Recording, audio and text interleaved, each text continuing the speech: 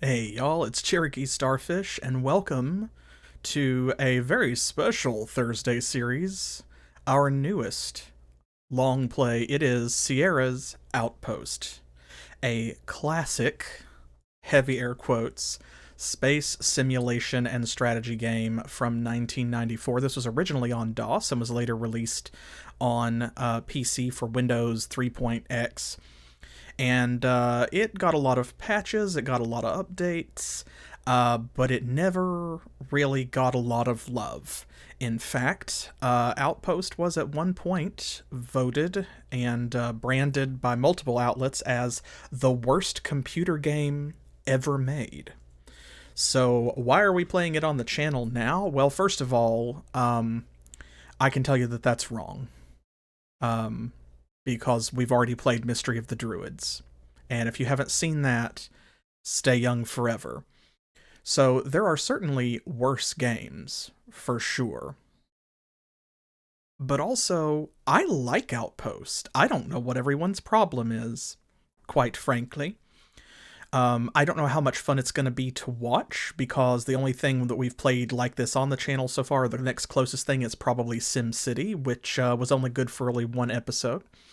But I lost a lot of hours to this game as a kid, and even so did my parents, so did my brother.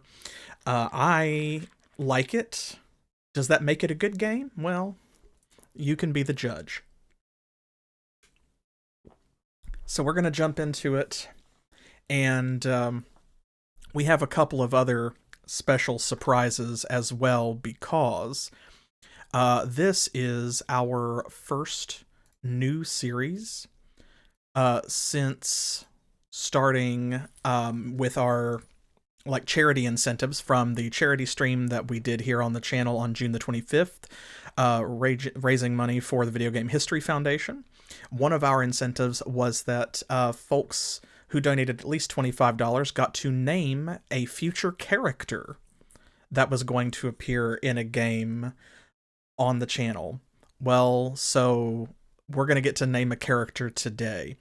Let's start with the introduction and hope that this works. I've got it. It took a lot to get this game running. I'm not going to go into specifics. Took a lot to get this game running. And I'm still running into some sound issues. So hopefully that will not be a problem. Please let me know if the sound balance is okay, if things are too sharp or too loud, and we will go from there. But let's start with this glorious introduction to Outpost. Oh yes, the playing time of the animated introduction is approximately 10 minutes. You can use Control Break to skip through animated scenes, or Alt F4 on still images to exit the introduction. Do you wish to continue? So yeah, Alt F4, the introduction is a separate program that runs over top of the actual game itself, as was the case with many different games of this era that used like a Bing video format and that sort of stuff. But notably, I'm not sure that break is actually a key they still make on modern keyboards. I don't I don't have a break key, so we won't be skipping anything anyway. So settle in. Please set aside sufficient time, because several cutscenes will play in sequence. Also, please enjoy this wonderful rendition of Mars the Bringer of War from Gustav Holst's The Planets.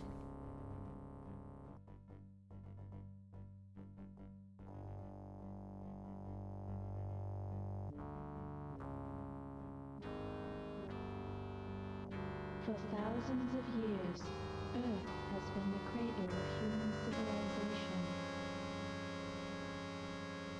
And I'm sorry, I apologize for the balance between the background music and the voice. I don't really have much control over it at this point. To leave the cradle, or die in the attempt.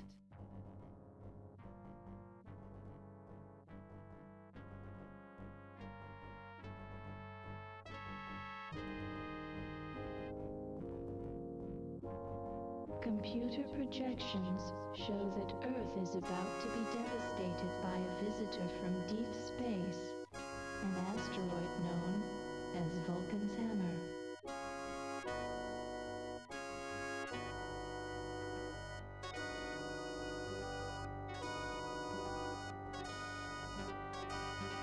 With other planetary impacts expected, plans are made to leave the solar system. Probes are launched to look for planets orbiting distant stars. Yeah, this is an extremely crunchy version of Mars, and I do love it. It's very special to me. A crash program is set in motion to build a starship. The fusion drive that powers the starship is untested. The ship itself is only large enough for 200 colonists and the supplies that will keep them alive. Unfortunately, this fragile craft is the only chance for humanity to survive. Little deep Outpost lore for you. There were actually 3 or 4 versions of this song made for the game, and this is the one that made it in. There were others that weren't used.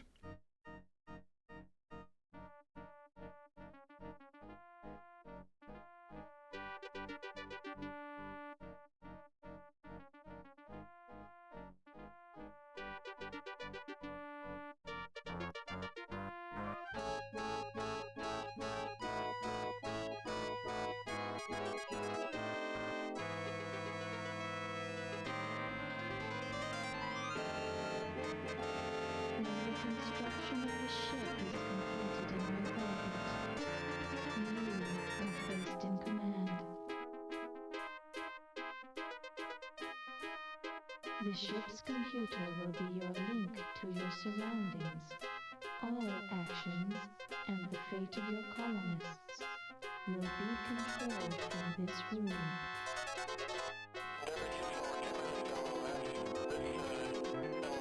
With the packing and boarding completed, the starship leaves Earth using conventional rockets.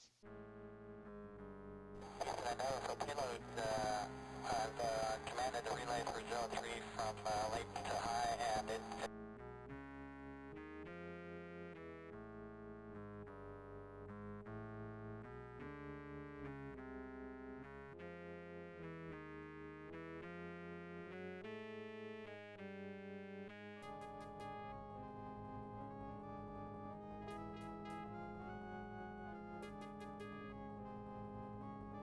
A fuel station has been established to mine the atmosphere of Jupiter for hydrogen to power the starship.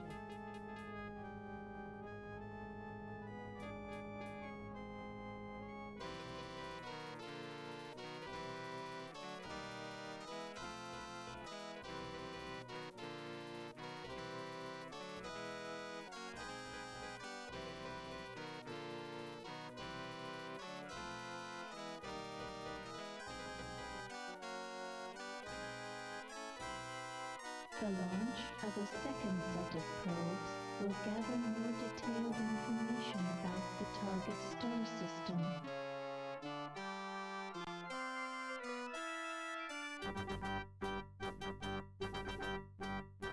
A nuclear weapon has been launched to intercept Vulcan's hammer. Computer projections show that the weapon may be able to divert the asteroid's path. If the plan succeeds, the starship now orbiting Jupiter will be able to return to Earth.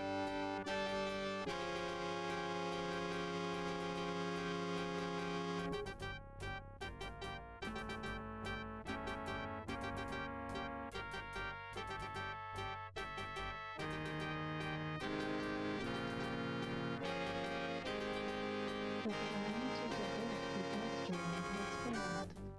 Updated computer simulations show that the explosion broke the asteroid into 2 large pieces. Both pieces will strike the Earth's surface, causing 1 billion megatons worth of destruction.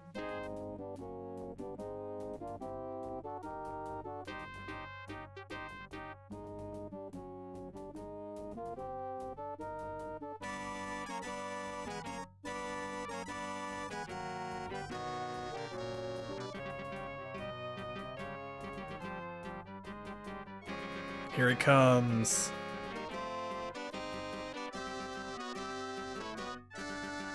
Goodbye, Earth. F's in chat for Earth.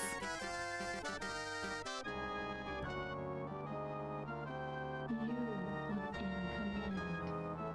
The fate of human civilization is in your hands. There's that huge awkward pause before she says hands, and I've never understood why. The fate of human civilization is in your hands.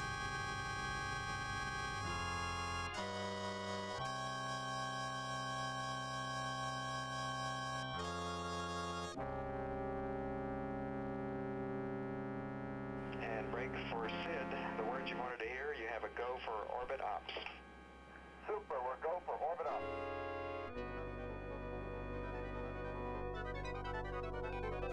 And there we go. That's it.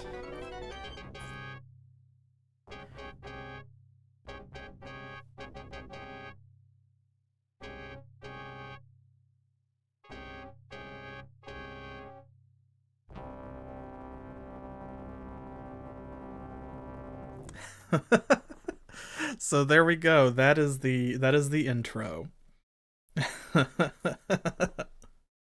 I hope that you enjoyed it. The sound balance on it is awful, I know. Unfortunately, there's not an enormous amount that I can do about that between the music and the voice, but it won't be a problem going forward because this game actually doesn't really have any background music. So, I have inserted some or prepared some, and you'll have to tell me how it sounds. Hopefully, it won't be too rough. Okay, but first, we've got to start a new game. Oh, here we go, my favorite pop-up. From Mission Control to Outpost Command, the speed of light, it's not just a good idea. It's the law. If you chose the small install, if you have less than 8 megabytes of memory available, or if you have a low-end computer, you may wish to shut off the tile animations now. This option and others are available to you through the Preferences button. Do you wish to continue your mission now? Yes, I do. We might be in trouble, folks. Those tile animations can be rough on your rig. Greetings, Commander. Welcome to the virtual command environment. I'm the artificial intelligence who will be assisting you. And there she is, our AI. So I hope that you enjoy that voice because I certainly did as a kid. We're going to be hearing quite a bit of her. What name do you use?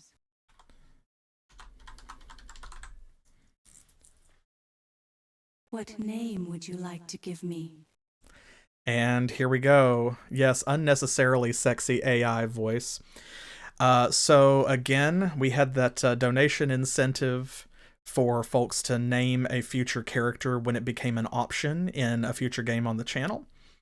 And so our first name on the list is going to our wonderful AI companion who is going to see us through Outpost and guide us as we try to rebuild human civilization on an alien world. So everybody, please give it up for Potato. Thanks to Crow for that. What level of difficulty do you require? So, to the best of my knowledge, the only difference between any of these difficulty levels is how many resources you get to take on the colony ship during the prep phase, because the game happens in several phases, as you will see. And so, because of the nature of this game, you know, I've played it a bazillion times, but I'm just going to go with beginner to make it easier on all of us. We already have some basic data about distant star systems. You may select up to 4 of these star systems in your search for a habitable planet. Yeah, so you can turn automatic trucking on or off. If you have it off, it's basically just a hassle. And all trucking is it's micromanagement where you have to decide where harvested resources are allocated. So, like your mines send things such as ore to your processing plants, your smelters, your storage facilities, move your robots around, that kind of thing. So, it makes it easier to just leave it on. All right, so we have 4 probes. Where would y'all like to send them? We have a bunch of different planets. If you are not familiar with them, you're going to see down here their spectral class, the distance from Earth, their mass relative to Earth, the travel time in solar units, and right now we don't know the probability of a habitable planet, but some of these systems are going to have multiple planets orbiting them. And so, depending on where we send our probes, some of these, I said relative to Earth. This is like the mass of their sun. Um, and this is the spectral class of the star. If you're not familiar with how that works, this game incorporates a lot of real world science. Now, it is old science. A lot of it's outdated because the game's from 1994. But one of the selling points is that an actual former NASA scientist helped to design the game. So you will see like a lot of real science, for better or worse, that is part of Outpost. Wolf 359. All right. Wolf 359. We can send a probe to Wolf 359. Alpha Centauri, yeah, but do you want to do Alpha Centauri A or B? Alpha Centauri A. So this one has a mass of 1.08. Alpha Centauri B. And this one of 0.88. So actually, Alpha Centauri A is the closest to our sun, which makes it probably the safer bet. That's one of the things that I usually look for. As many times as I've played this game, I have not colonized every system or landed on every planet. So I don't know what some of them are like, but I usually go for a star mass that is as close to 1 as possible. So we've got Barnard's star. That's a much smaller sun. Beta Hydri. That's not too bad. That's close-ish. Delta Pavonis. That's a good choice. Epsilon Eridani. Not too awful. 82 Eridani. 82 Eridani is kind of my staple. Like, that's where I usually wind up. Eta Cassiopeia A. That one is also pretty close. Not a bad choice. Oh, yeah. Sometimes it be like that. HR 7703A. But yeah, no, it's Alpha Centauri is like a binary system. HR 8832. We've also got, let's see, Kruger 60. Kruger 60. That's a very small star. 70 Ophiuchi A. That's not too bad. That's pretty close. 36 Ophiuchi B. 36 Ophiuchi A. Not great candidates. Procyon. I hate that Procyon is really not a great system. Like, it's kind of a challenging one because I just like the name. That and Sigma Draconis. Ross 248. That one's very small. Oh, you want to do Kruger 60? Sigma Draconis. Sirius. I am serious, and don't call me Shirley. Tau Ceti. Kruger 60. All right, yeah, we can take a look at Kruger 60. I think that the best systems to start on are actually probably Delta Pavonis and Eta Cassiopeia A. Maybe. I'm not sure about that. They are the ones that have the star mass closest to our sun. So yeah, Dave 772, etc. Now you must decide how many people you wish to save from death, and what supplies will be required to support them. Any mistake at this point will doom you and your colonists to certain death. Have a nice day. Oh boy. Oh goodness. Okay, so What do we have? We already have got 100 colonists. We can't take less than that, but we can take more. We can take up to 200. We need food units to, like, based on how many colonists we're going to take. You probably want to have at least enough food, like, to equal your number of colonists. It's not 1 unit per colonist, but like per 50 kind of thing. But we probably want some extra to make sure that we have plenty so that we don't run out before we are able to start making our own. Yeah. Well, hey, AI's going rogue is a thing in this game, but thankfully Potato is not going to do that to us. She's always loyal. And yes, exactly like that, Braylor. I have to figure out which one we're going to move to. Life support, same thing as food. It just costs a little bit more. Colonist lander. We can take more of these, of course, based on, like, that's kind of how many colonists we're going to take. Like, if you only have 100 colonists, you don't need 4 colonist landers. Cargo landers, that's depends on, like, that's how you break up your resources. Seed factories, we can only take 2 of those. The seed factories are the heart of your colony, so they are loaded with, like, all of the literal seeds that we're bringing from Earth to grow new plants, genetic material from animals and from people and stuff like that. We get a tokamak reactor for free. We can take 2, but we really only need 1 to start. And then we've got additional stuff that we don't have to have down here. These are the essentials, right? But we can also take solar satellites, as you can see. You can see them popping on over here. We can really pile them on. Solar receiver arrays, which of course you have to have in order to get power from the solar satellites. Geological probes, those are going to locate mining sites for us, which is going to be critical, so we're going to need a few of those. Weather satellite, that allows us to predict the weather of the planet that we land on, which is going to be critical information.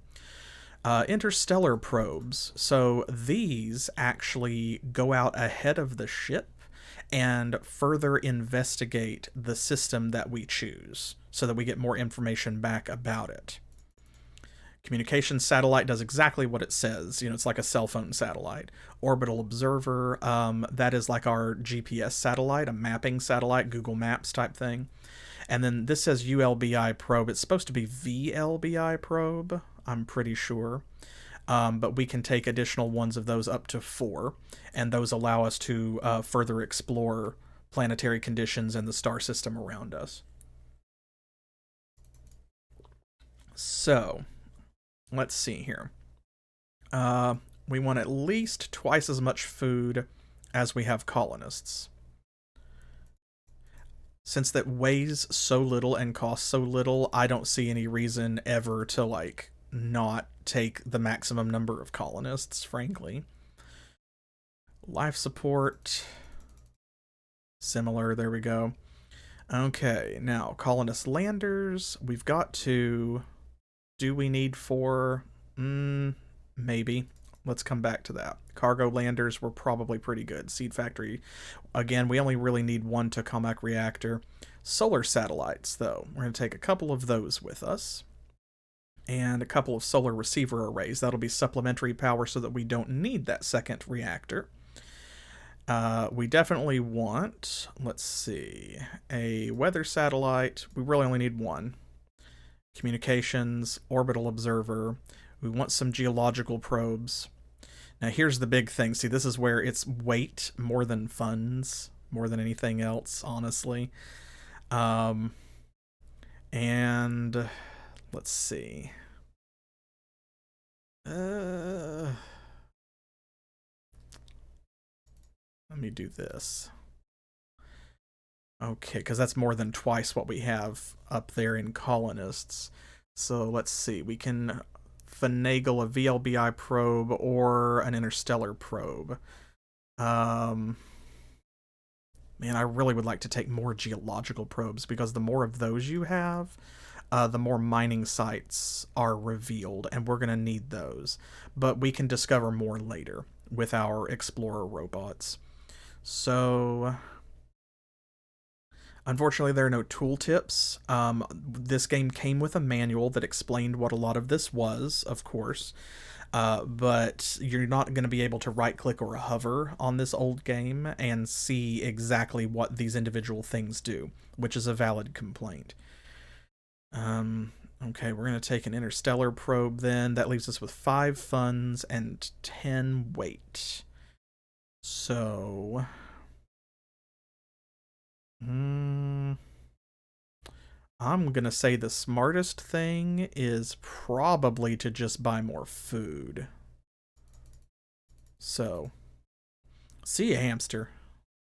Thanks for stopping in. Of course, you'll be able to catch the whole thing on YouTube later. Yeah, my favorite example is always either the Neverwinter Nights handbook, which was actually spiral bound in like hundreds of pages, or the Lords of Magic game manual, which was another Sierra game. Okay, well, I think that's about the best we can do. So, here we go. Let's launch. The VLBI probe data have arrived. Okay, so this is where we get to review. Because we sent out our probes, we can see additional information about each of the star systems we decided to scout. So here is Alpha Centauri A, habitable planet probability, 0.054% chance. Oh yeah, I love Lords of Magic. Even with its weird, like, I wish it was hot seat. That kept me from playing it a lot more than I would have, because where the combat is real time and then everything else is turn-based, it's kind of an odd hybrid, but I still loved it. Delta Pavonis. And there we go. 0.057% chance habitable. Kruger 60. Ooh, 0% chance of a habitable planet. Wolf 359. Yep, and again 0%. So it looks like we're going to either Alpha Centauri A or Delta Pavonis. So, Alpha Centauri A. Again, we've got distance is 4.2, travel time 2417, mass 0.8 or 0.08 more than the sun. Delta Pavonis. This is 0.02 less than the sun. Distance 19.2, travel time 97.66. So Alpha Centauri A is much closer, which means we will use less food and life support to get there. Delta Pavonis. Delta Pavonis is a little bit closer to our sun's mass. So those are our two good choices. Which one do you think? Are we going to Alpha Centauri or Delta Pavonis? They both have their ups and downs. If we go to Alpha Centauri, gravity's going to be a little bit more, but we're going to have more food left over when we get there. If we go to Delta Pavonis, we will be lower on food and life support, but the sun is definitely closer to our sun's mass, so you can see the habitable planet probability is a little bit higher.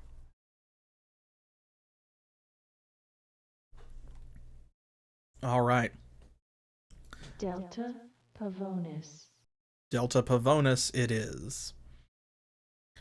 All right, here we go then. Wish us luck. The fueling process is complete. You now have the option to commit your starship and your colonists to an interstellar journey. All right. So back here, I love this like old virtual intelligence, like, or virtual reality design back here. That's very like vaporwave. So yeah, this was one of the big complaints about the game. A lot of folks did not like this screen. They feel like they resent the fact that the developers seem to feel as though pushing a lot of buttons in a certain order counted as good gameplay. So yeah, if there are no habitable planets that you can land on, if you go to a star system that just does not have a planet that you have any chance of surviving on, like it's all gas giants, then yeah, you just have to start over. So, okay, interstellar probe. We're gonna do this first. Pressurize our fuel system. And launch the probe. Launch.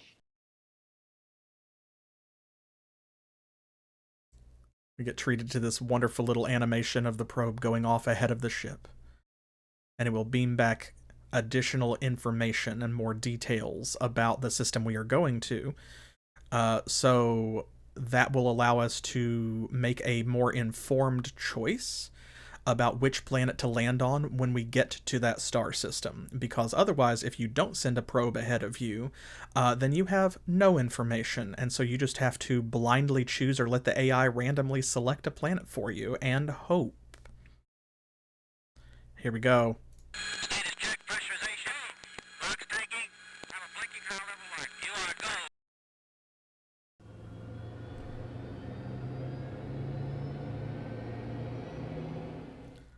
Oh, also, if you don't launch the starship last, you can get a game over as well, I think. Here we go, though.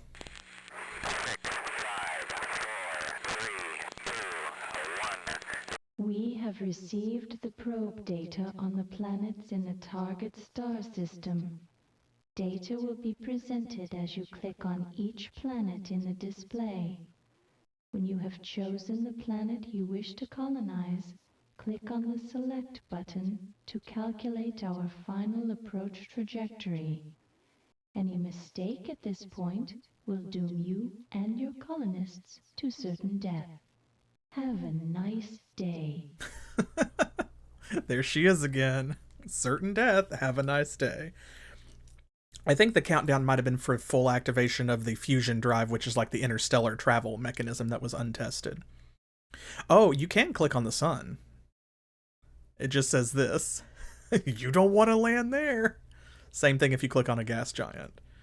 It's like, oh no, it does give you information about it, which is cool, but it won't let you land on there.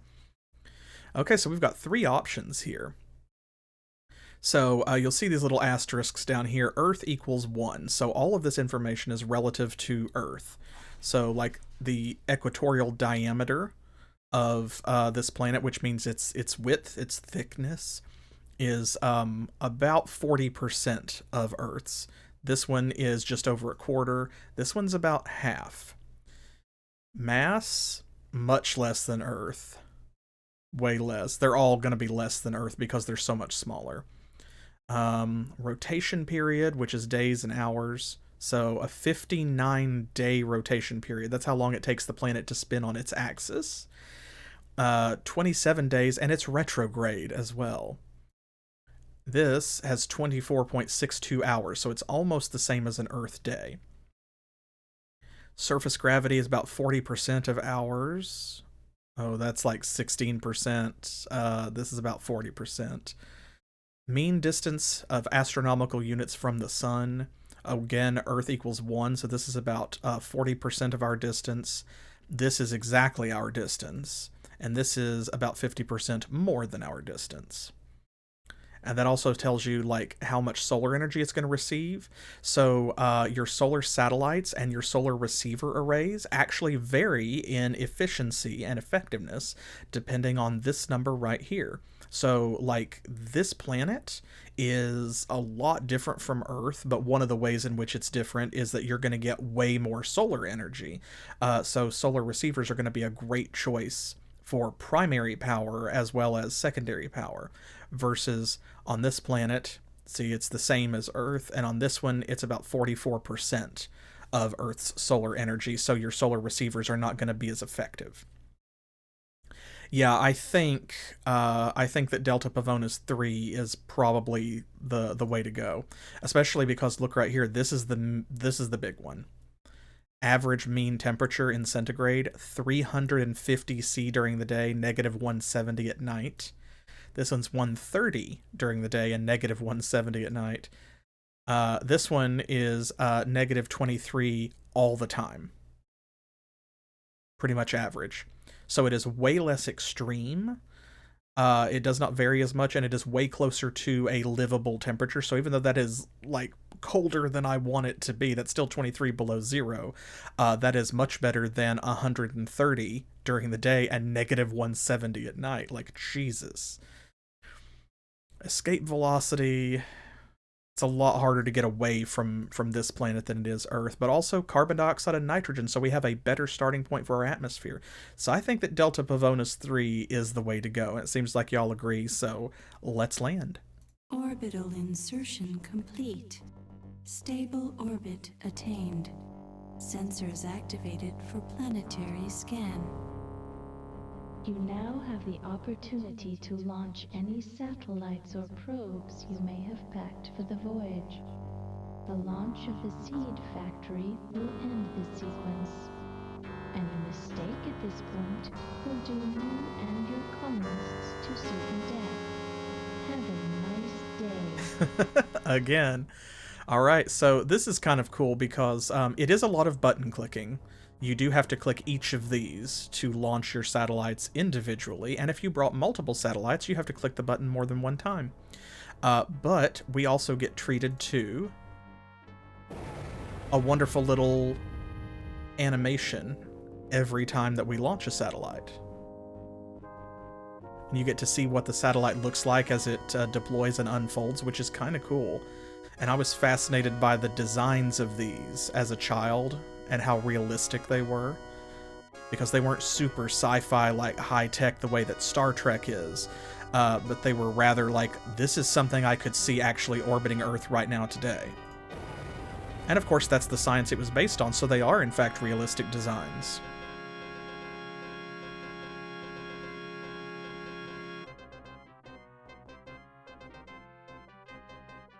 You see what I mean? We had 2 solar satellites, so we have to click each of them individually and see this animation twice.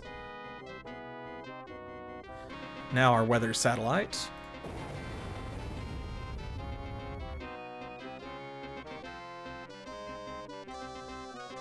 I love how each of them has a different kind of booster attached to get at a different distance away from the planet and that kind of thing. Communications satellites.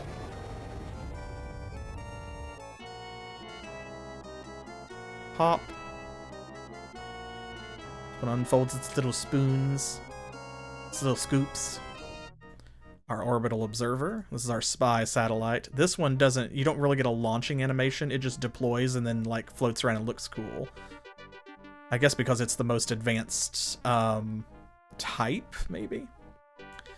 And now, our geo-penetrators. These are our mining probes. This one's kind of cool because it has a multi-sequence launch. There goes the booster. There goes the front bit. And then pew! Pew! Pew! You all get to enjoy this one multiple times because we brought more than one probe.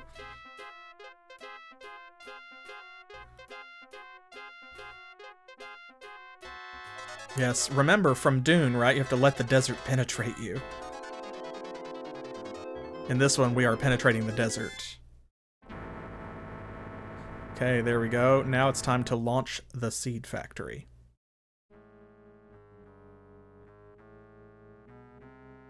This is it, the big one.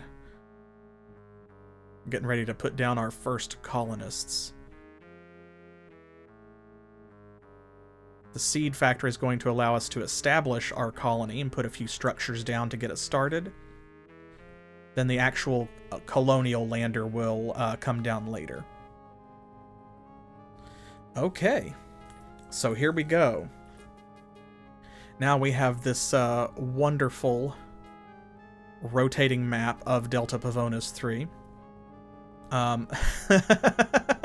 Yeah, we're gonna put down the colonists.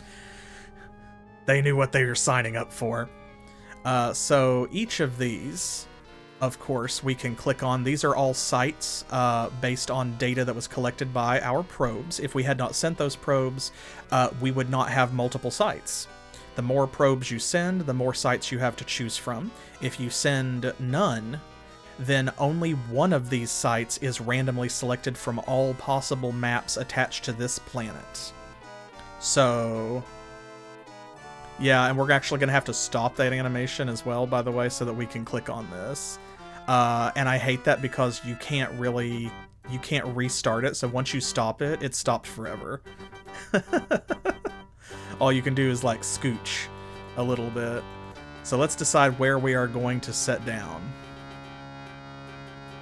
Alright, here is the central or main interface for Outpost. So all of these red dots, these are mining points. That's what our geoprobes told us, see? And you can see them sticking in the ground there.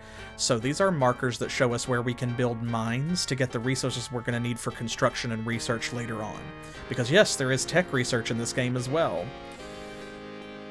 So this is not bad. That's a good amount of mines, and most of this terrain is relatively smooth, which I like, because we're going to have to bulldoze in order to build stuff. We have to clear terrain, at least on the surface. As you can see, it is labeled surface. We get multiple levels to build on. And it takes longer, takes more power from our robots and more turns to bulldoze rougher terrain. So like this would take 1 turn, this would take 2, this would take 3. So the smoother the spot is, the better off we are in terms of expansion. Yes. and so that you can start a religion early, am I right? Get those sweet bonuses. Site 3. Looks like there are fewer mining spots, also less smooth terrain, so let's close that one. What we got here? Site 1. Ooh, quite a few mines.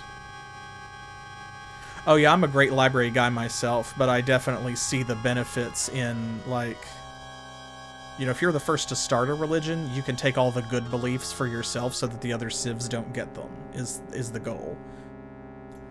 You know, you want to have things like tithes and holy warriors and crusades so that other people don't research them and use them to make things worse. Okay, so Site 1 is not bad, but I don't like it better than Site 9. Let's see here. Oh, right. Okay, that's still Site 1. Because we're turning it this way.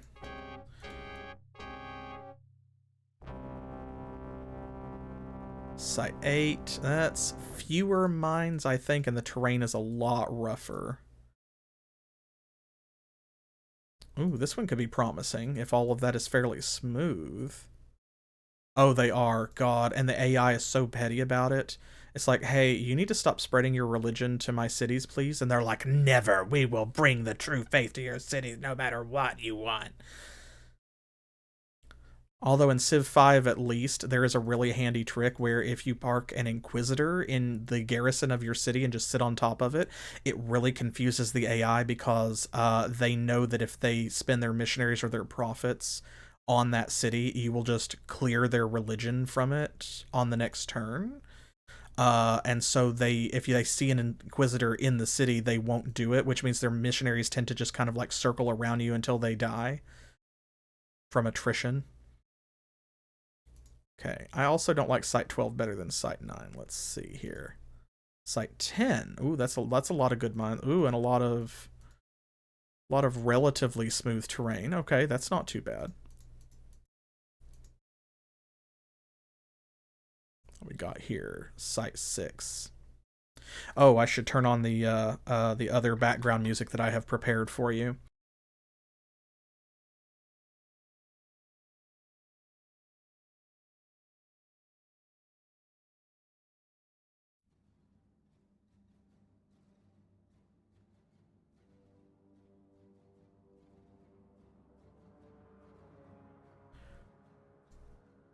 Okay, this one has a good selection of mines. This isn't too bad. There's some smooth terrain here in the middle, and then a lot of rough terrain out here, though. But most of the mines are clustered around this area, which is where we would want to land anyway. So actually, that's not too bad. We got here, Site 11. Oh, I can already tell that Site 11 is rubbish. It's garbage. Site 7, not too awfully bad, not as good as these others. 5. Oh, yeah, this is trash. This is trash.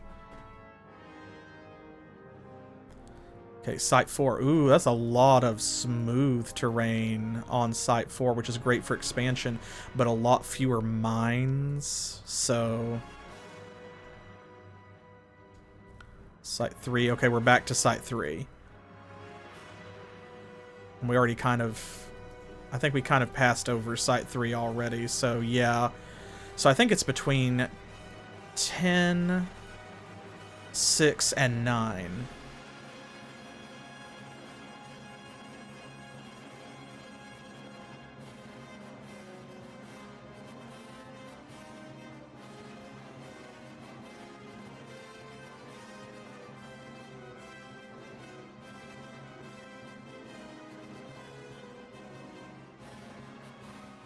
Okay, so I think all of these are pretty solid.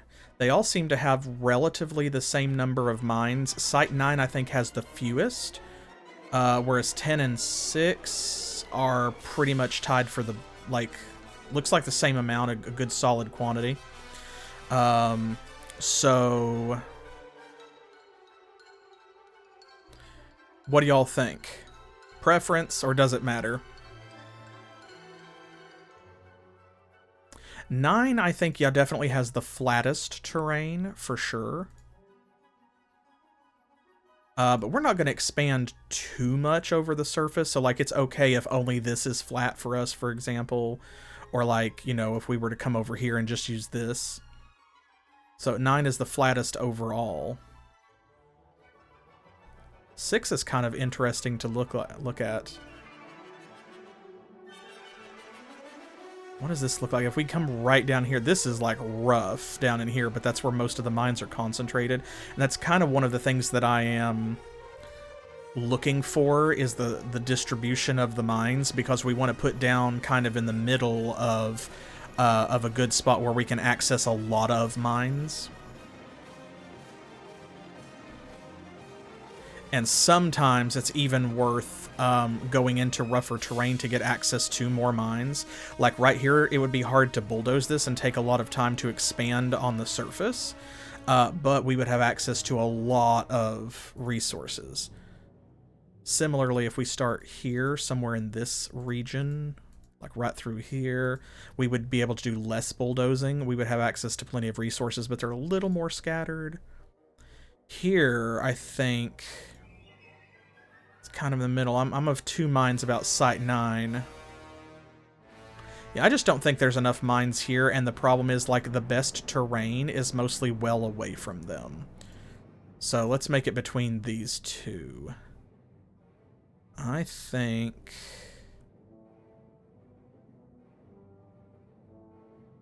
what do I think? Do I want to risk the rough terrain of Site 10 here? Or do we want to cut the difference and go in between? The more I look at it, the more I think Site 10 is actually the better one. Alright, let's do it. I'm going to commit. Okay, so we need to sit down kind of as in the middle of all this as we can. Because it's also going to sort of bulldoze a lot of this for free. So... it's probably about the best that we're gonna get, actually. So let's do it. Let's sit down right here. Oh, right, you can't. I forgot. It has to be, I think this is the heaviest terrain that you can sit down on.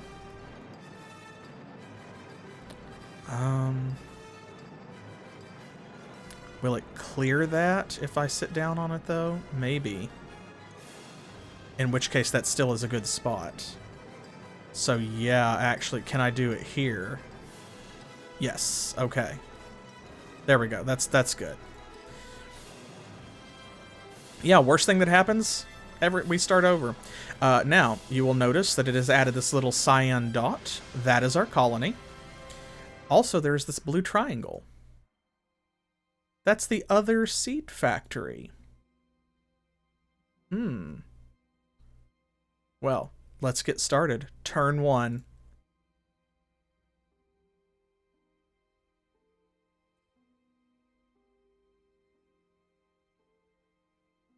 go. They're going to get started with construction. Here come our little robot friends. Autobots, roll out. Okay, yeah, we packed 2 seed factories, you might recall, from the preparation screen. So they put another one over here. The AI automatically places another one. No, they are, like, it's a known quantity. No one followed us. Yeah, the other jerks is us. But it is other jerks, though, because watch this. Yes, Commander. How may I be of assistance? So here is Potato's AI menu. So we can program her to do macro management. She will manage other AIs for us. The help will open the help documents. We've got trade with the other colony over here. Diplomacy, which we have to do to see. Diplomatic communication not available yet, not at this time. We have to do diplomacy to get trade. We can name features, which we'll get to that in just a second. We got our master reports section on things like our production, our research, and just like our population, colony morale, and so on. Oh, it's very necessary. Evacuation order to evacuate the colony if something goes very wrong. The news briefs.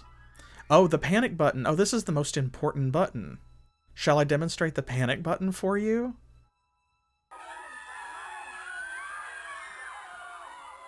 Don't panic. That's it. That's all it does. That's all it does. It's just I think it's just like a Hitchhiker's Guide to the Galaxy joke that they tucked in for you to find. Very funny. But our news briefs. So here we go. Our first news on the Outpost Evening Star. This is going to be our bulletin. Destruction of Earth stuns colonists. We are sad to report that the Earth has been destroyed. Communications with Earth Mission Control ended abruptly in a burst of static just after Vulcan's hammer struck the planet at 0900 GMT. The single attempt to divert the asteroid with a nuclear weapon served only to break it into large chunks, 2 of which struck the Earth.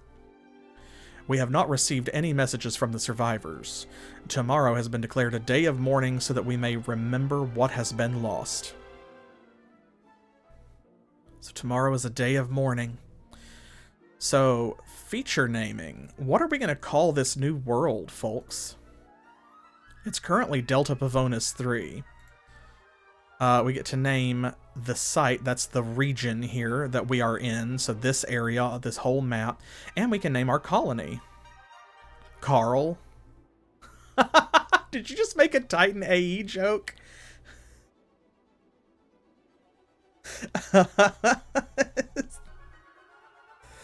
Oh, okay.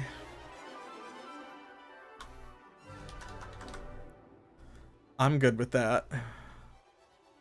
I am just fine with that. So think about it. We need to come up with a name for the site and for the colony as well. Let me know your suggestions in the chat. We can name them or rename them at any time. All right, master reports. So here we go. Check our executive report. Oh, thank you. Thank you. Yes, I picked it out myself. All right, building type command, functional status, building, turns until complete, 10. So we're not going to get much more than this until our command module is completed. Same thing with these other ones. So you can see that's what's under construction. Our seed factory here in the middle, and then we're initially going to build right here. This is seed power, done in 4 turns. That's command, done in 10 turns. Our smelter, done in 5 turns. And our seed factory, which will be done in 8. So, yes, hopefully the beer, cheese, and pretzels makes the outpost a little more tolerable. Okay. So yeah, let me know if you have a suggestion for what to name the site or what to name our new colony. And we're going to go ahead and get started here. You can trigger between a list view and an individual view. This shows you everything that you have active, including constructed buildings that you can place and robots that you can deploy. Yeah, this was really hyped up, which is one of the reasons I think people were let down when it came out and was kind of a buggy, unfinished mess, because there were a lot of features that were missing from the initial release of Outpost that didn't get put back in until like patch 1.5 and stuff like that. So it was very present in magazines and at like game shows and so on, like prior to its release. They really wanted you to be excited about this game. So your Robo-Dozer clears terrain for you. Ta-da. I'm going to put him down and have him doze this way. Our Robo-Digger does exactly what it says. It digs down. So it can also dig north, south, east, or west. Right now, we're going to dig down. Oh, we can also self-destruct. We can blow it up to clear a bunch of terrain at once. Oh, it won't let us place it there. Okay, well, here, that's fine. Then we'll do right here. Dig down. And then our Robo-Miner, which does, again, exactly what you would think. So we're going to start with the closest mine. We're just going to place it here. And it's going to build a little mine. Alright, so now over here, you can also skip turns. You can have it run multiple turns at one time, which if you're playing this casually, can be very necessary, because you might not want to sit here and click each individual turn, because it's not as interesting as something like Civ 5, or, you know, Endless Space.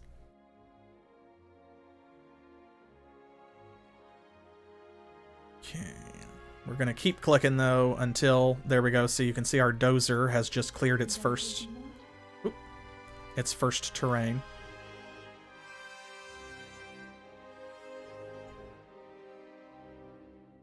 Keep going.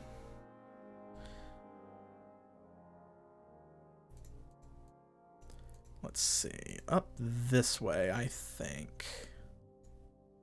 Oh, and there we go. You can see our seed power is up.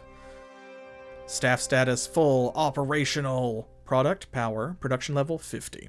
So it makes enough power for us to do a certain number of things before we run out.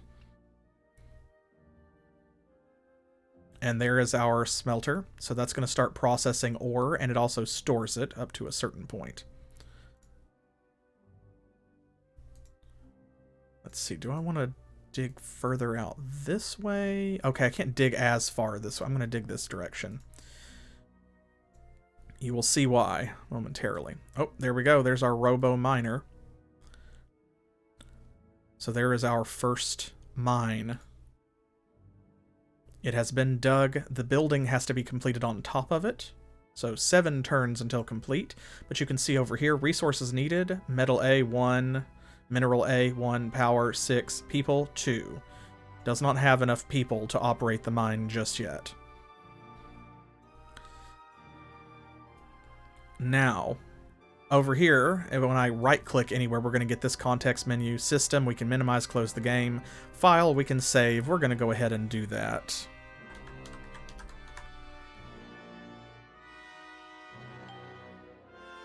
Oh, there's that little Windows 3.1 sound effect. I love that.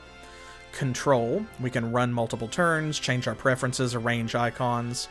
But this is the most important menu, because it allows us to go down. And you can see this is going to be really important. Our digger is not done yet, but over here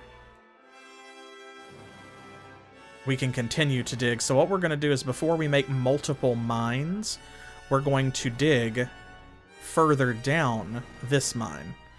You can go down up to 4 levels. This is very important because my first game of Outpost, I freely admit, like, I killed all my colonists pretty quick because I did not realize that you needed to dig down. because you can build a lot of buildings on the surface, but one that you can't build is habitations. Yeah. So you can only live underground. So we're gonna use our robo digger. Digs a few spaces at a time, and can tunnel out and like dig more stuff for us, more area to put buildings in. But actually we're gonna have to bring our robo dozers down here to like smooth the terrain out after the digger is done. So that means one of our first priorities is clearing terrain for our underground structures, because that's where our colonists are gonna live. So robo dozer. Okay, you've got one more. I want you to dig there. Oh, and here we go, our colonist lander. So now we have a cargo lander and a colonist lander. Cargo lander is going to have a lot of food and stuff like that. Colonist lander, of course, is going to land our people so that we have more colonists available. Now, we don't necessarily want to do either of those just yet.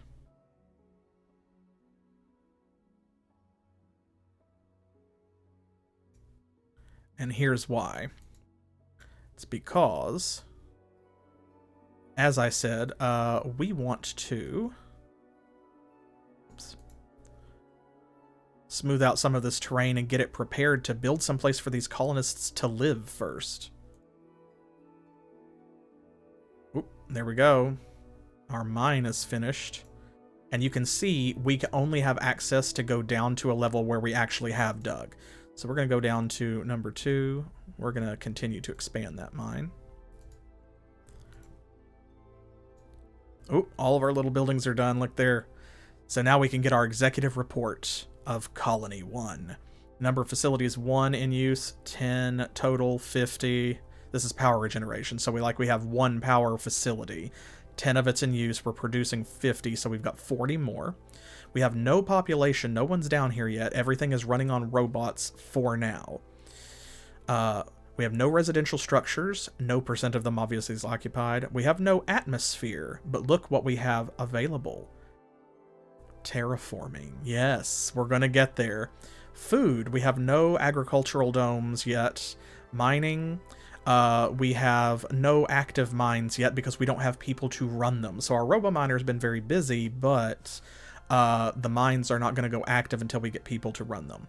We have no luxuries. Morale is 600 at the moment. Needs. Nothing right now. So there we go. Power.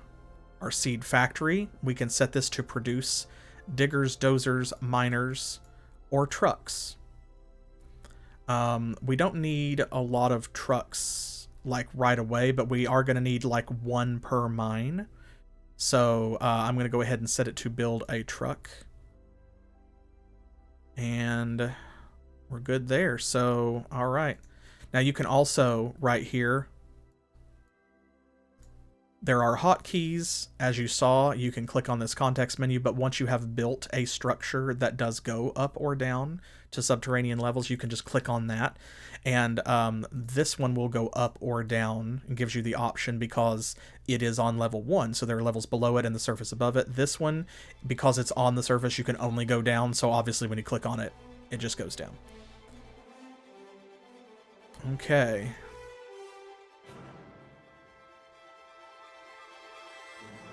All right.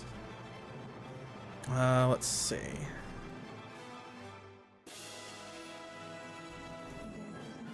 Oh, can't dig there? Boo hiss. Okay, well that's fine. We can fix that. We'll dig it out first. So yeah, really heavy terrain has to be dug out with the robo digger before it can be dozed with the dozer. Okay. It's time to get some people down on this little rock. So we're going to put our cargo lander here. Our colonist lander here. You can see that's what they had. Those were their other little like X marks the spot things going on. It would be great if you could build up, but unfortunately no. But don't worry, there are things like orbital structures and stuff that you can get to later. Alright, let's see. Where do we need to build next? We got that.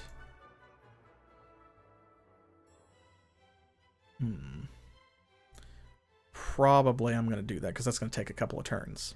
Alright, here we go. Our first landers are coming down.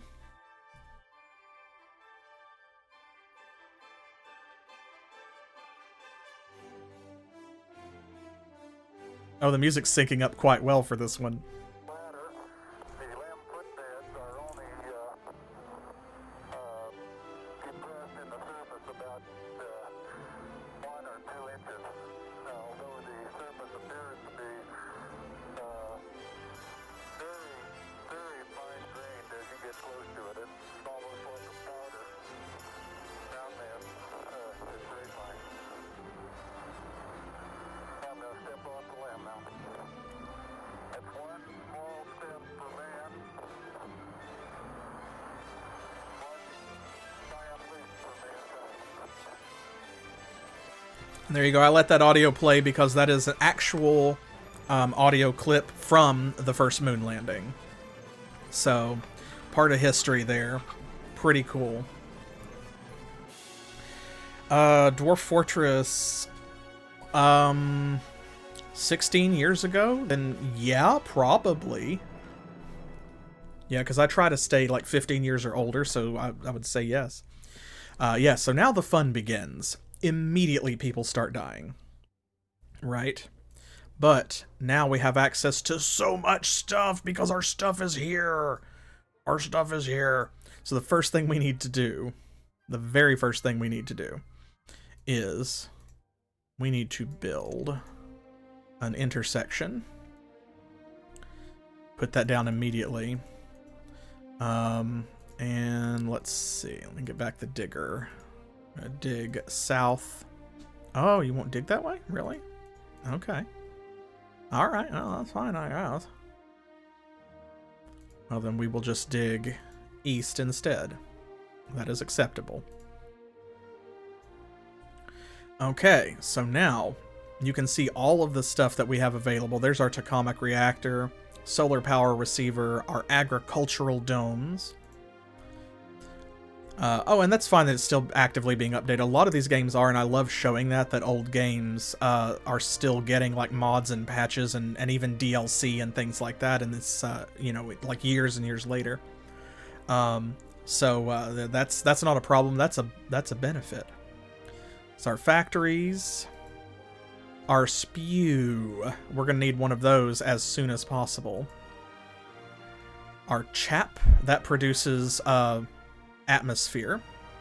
Our dirt, that is like waste processing. Police, robot command, that extends how far we can control robots from.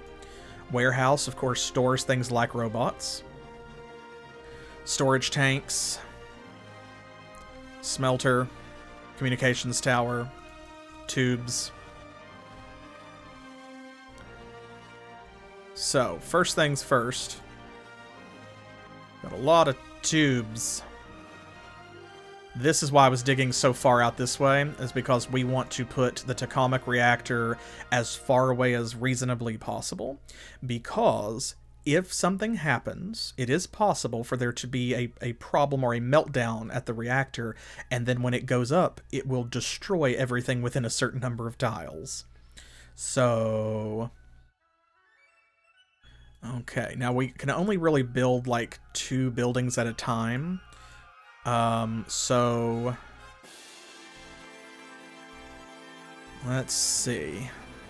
Oh, you know, I should have put an intersection right there. Oh, I'm so dumb.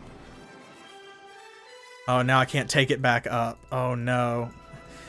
To get rid of buildings, you have to doze them and then replace them. So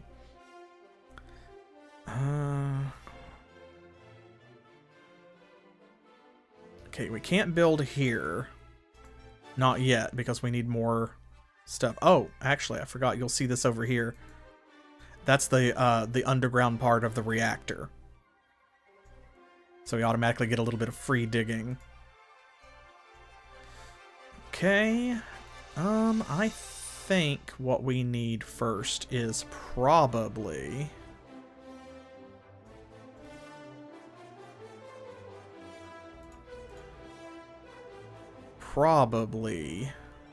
some atmosphere. So we're going to build a chap here. That'll be our other building for the moment. This is going to take 6 turns. The reactor's going to take 2. So in 2 turns, boom, boom, there we go. Now we can build something else. As soon as our dozer... There we go. Okay. We need to get our dozer working so that we can put down some buildings for our people. Let's see, underground 3, there we go. Miner, get back to work over there. Okay, now we need another intersection right there. Let's see. Truck, production level 1 of 5. Okay, have you already built our trucks? Do we have... It might be storage.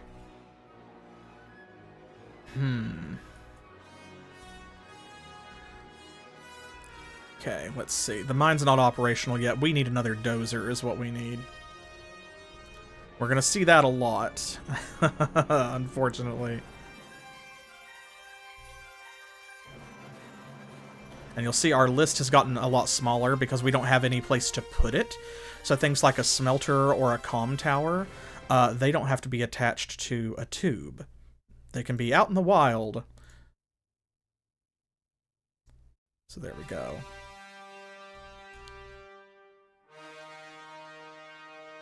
All right, okay. So now we've got all of the underground buildings available. There's residential, it's the first thing that we need. Recreational, a university, commercial zone, a park and reservoir, a factory, a laboratory, a red light district, medical, police, and of course the obligatory tubes. So we need residential before we do anything else. Yeah, like if you could, and then you still needed the tubes.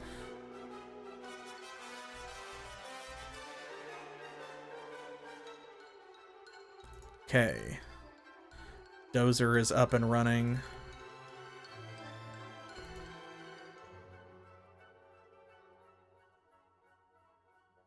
There's going to be a lot of this at the beginning. Okay, so now... Staff status full. Product people. Birth rate 5. Resources needed power 2. People 1. So we're doing good there. We will need more of that. Sooner rather than later.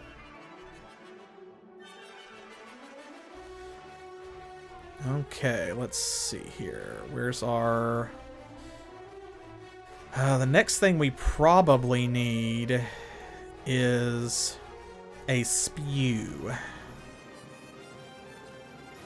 So what that does is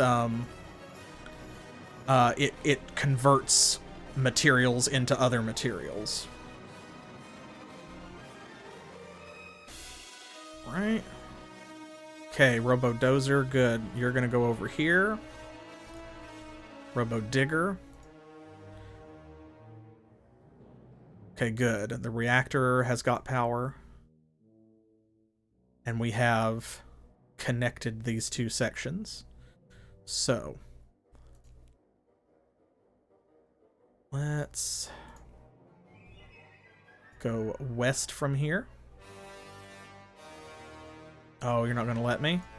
Again, okay. Yeah, it won't let me on this terrain yet. We have to get some improvements first. Well, that's all right. That's okay. What I'll do is I'll just go south over here. Alright, so we've got residential. We're going to need other stuff as well. We want to get a laboratory up and running as quickly as possible so that we can start doing some research, of course. Factories, you'll notice that there's an underground and above ground version of that. That's because the above ground version makes different stuff. The underground factories is the place where you make like your luxury items and things. So commercial district, that's for trade, of course. Medical, we need that so that people will live. Parks and reservoirs and recreational bring up morale, make people happy. Red light districts do the same, but they also create problems, and if an underground module becomes too unhappy, it can convert to a red light district. Universities, of course, produce more educated people. Laboratories, research stuff. And police, unfortunately, due to the mechanics of the game, we will have to have police. The police keep order and make sure that if morale gets too low, that, like, you know, it prevents crime and stuff like that. So it's like a SimCity situation. For now, though, we are going to go ahead and do medical over here. Oh, we've lost another colonist. It's alright. We need to build more residential areas. We're going to lose colonists like left, right, and sideways, basically, for a while. So our goal is to kind of, like, minimize that. Because there's only so much that we can do at the beginning. Oh, this is done. Good. Okay. Let's see, they're still building the spew, so we'll wait until another building finishes. Also, we have to watch, too. We need to have things like factories and smelters built no later than probably around turn 130-ish. And that is because on turn 150, our seed buildings, including the seed factory here, other than the command center, are going to start breaking down, and eventually we're going to have to bulldoze them. So...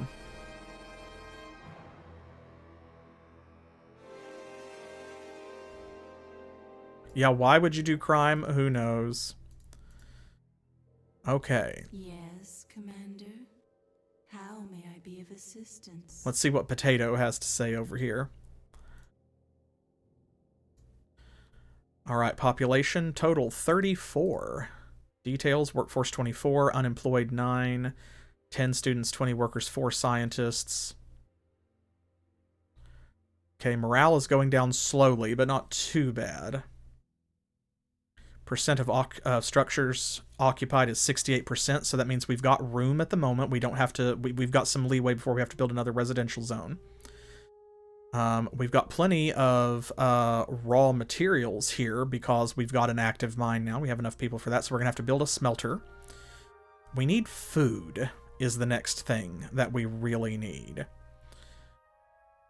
We've got plenty of power.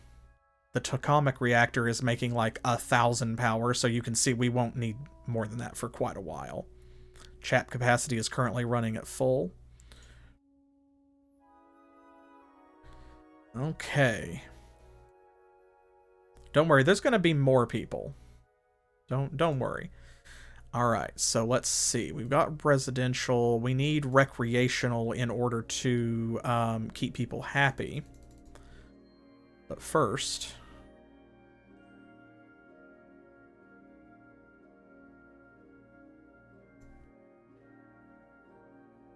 we need room to expand because it's cramped down here. What about medical? How are you doing? Okay, production level, not applicable, right. Okay, they've got everything that they need at the moment. Full of people, birth rate 5, that's good. So our birth rate is going to start eclipsing our death rate, hopefully pretty soon. Okay, we've got medical, we've got residential. So let's do recreational.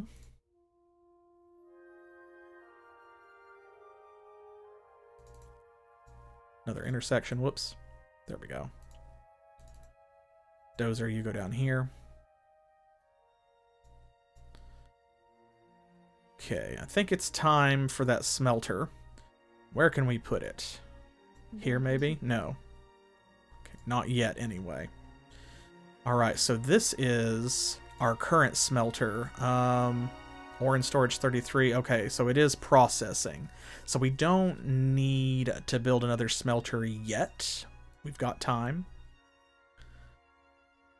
Okay, breakdown status.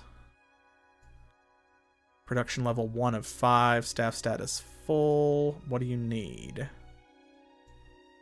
Got everything, it looks like. So where's our other dozer then? Huh? Where it at, dough?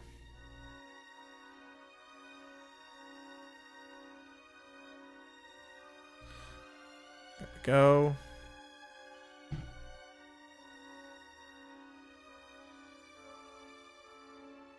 Okay, we need another intersection here to make the most use of the space that we've got. Okay, Robo Digger. Our lone digger, as Caravan Palace would probably term it. Okay, we're going to do better to expand south this way, I think. So let's do that.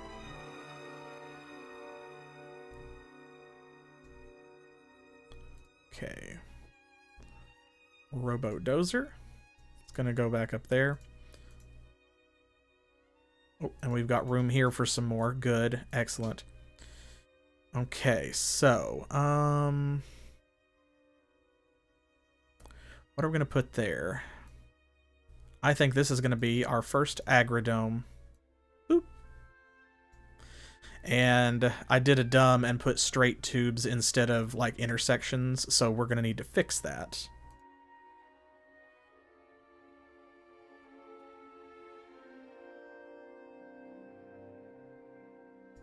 Okay, Robo Miner is off duty. So let's underground level 2. Get back there, keep digging. Keep digging. No days off for you or for us. Okay.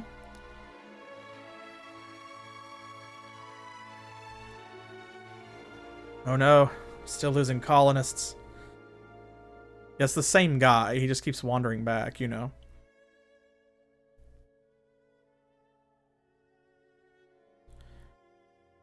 Now you see this time we don't have a lot of resources available. That's because we're building this. We're building a mine, which also counts as, you know, resources. Like, so basically it's like we don't have enough trucks and stuff to get everything that we need where it needs to go. So generally you can only build about one building at a time. Or 2 buildings at a time, rather. Okay, tube intersection. There we go. Now.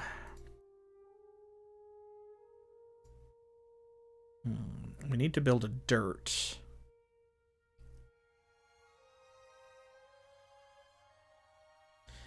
That might be the next wisest thing.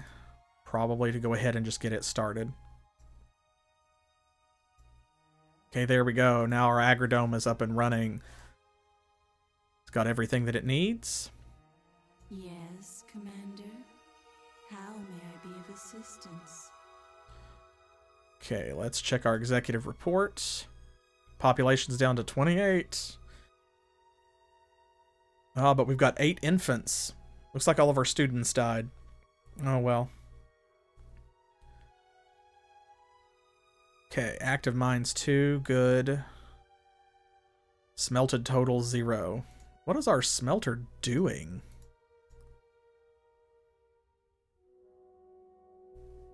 You got what you need.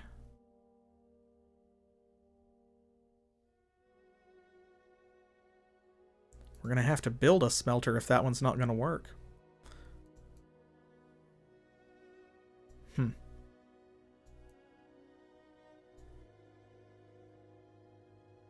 Other than that, though, we're doing okay. Okay, how is... Actually, let's go back to the executive report. 56% occupied, so we're good, still good on residential space, which is good.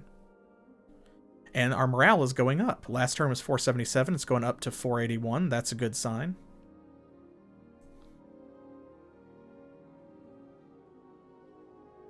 Yeah, that's all they learned was how to die. Okay, so what can we build down here now? Probably we need a university.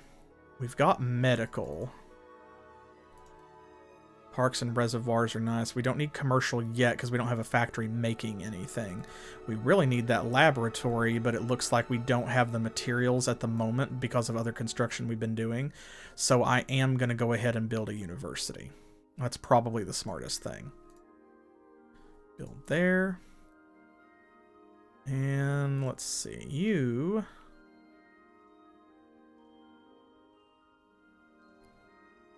go north.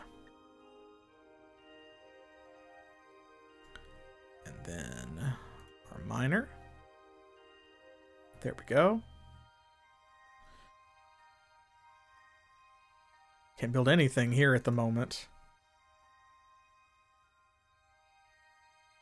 But we can get ready to build. So I'll go ahead and doze that spot there. Ah, look, people have mostly stopped dying. Check it out. We love that. We love when people stop dying.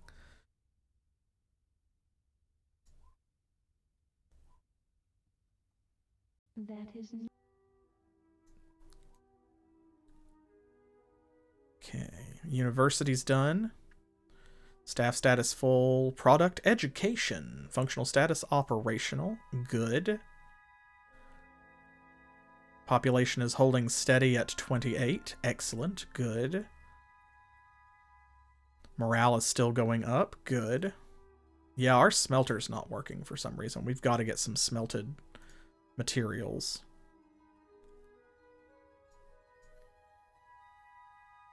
Okay, we can build storage tanks, which, I mean, we will need that, but...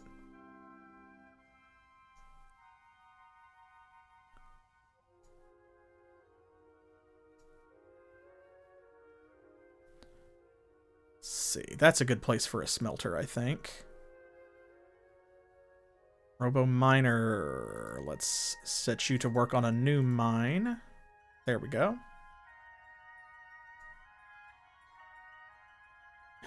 Yes, Carl University.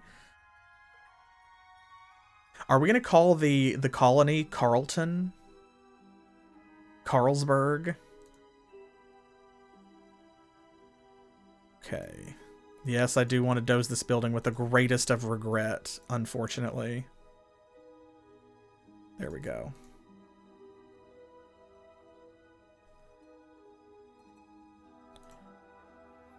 Alright, where are we digging next?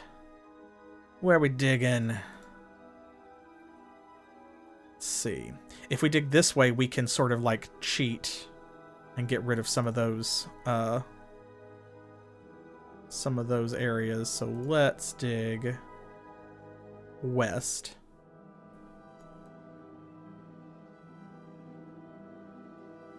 Robo-dozer. Let's put you to work there. Check how we're doing on the surface here. Okay, I've got what I want here.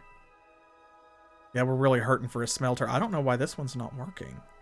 Functional status operational. Doesn't say that it has any needs. Smelted total 0.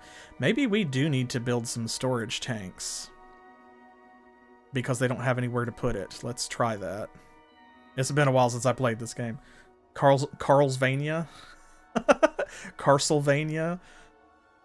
Carlsvania. I like that. Okay, wait, how about we do this? Feature naming. That can be our site name up here. Carlsvania? Castlevania? Yeah, Carlsvania. How's that?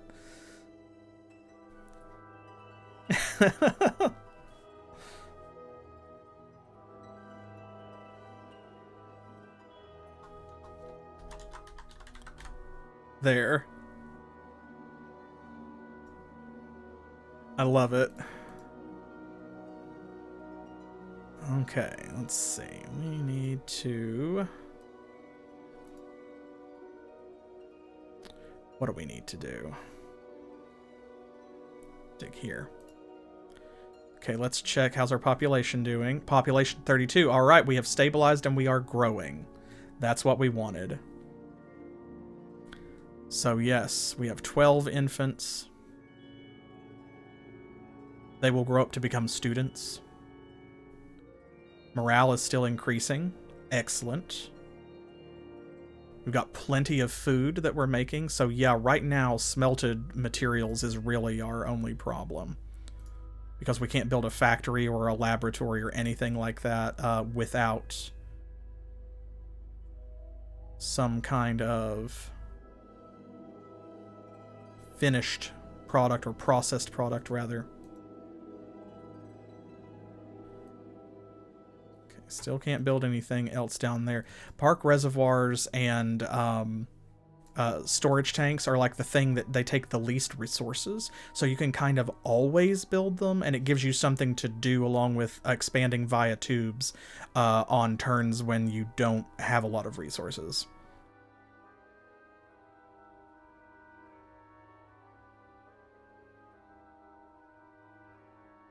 Need to dig this way next, I think. Okay, let's doze here because those tubes are useless if we don't. Are our tanks? Yes, there we go. Storage tanks.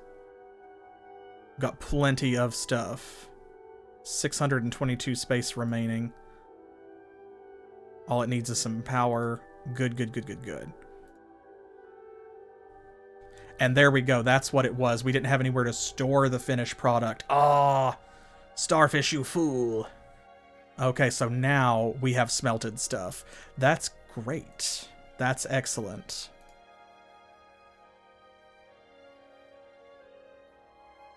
Oh no, Carlton lost one colonist.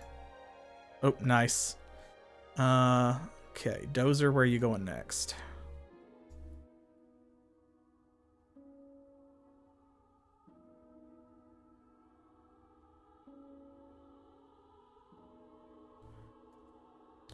Alright, Digger. Got plenty of room on that side. I think we need to dig that way and this way. So let's do this. Dig east.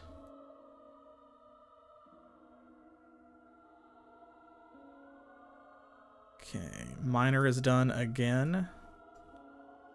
Should be down on this level so far, I think. Yes, I believe.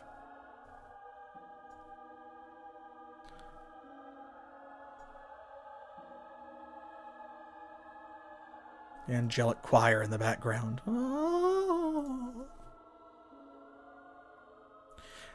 There are, sadly, like, just a lot of that.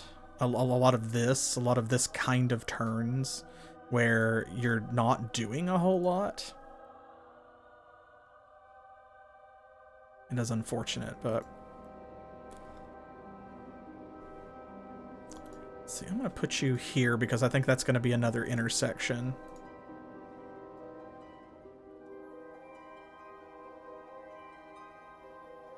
Which also means something will go here. Okay, alright, we need more storage tanks. That is completely fine. Miner should be down on this level. I think this is the last one for this mine. I'm going to go ahead and build more storage tanks there rather than wait because they're not building anything. I was going to put our smelter there, but the one we have is working, so...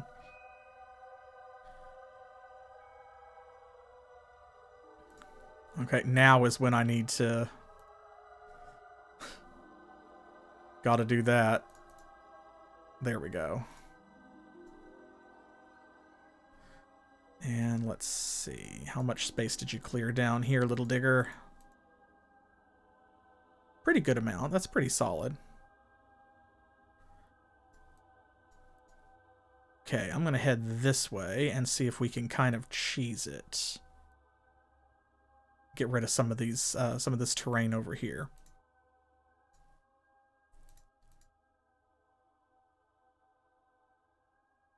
Okay. Intersection. There we go. Everything is hooked back up.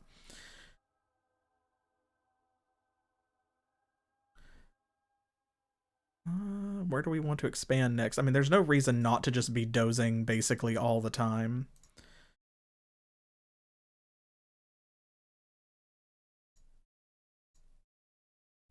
I guess we should be working down here because we're going to need more space for sure.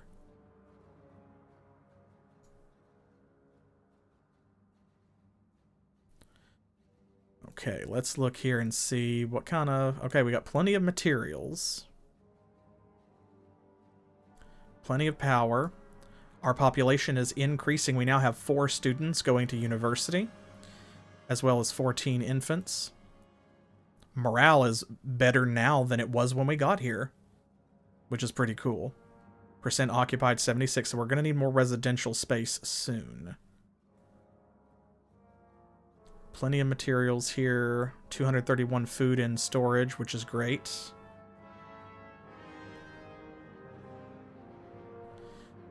Man, we didn't build that laboratory early on, and now we are missing, like, so many turns worth of research that we could be doing. That's kind of upsetting.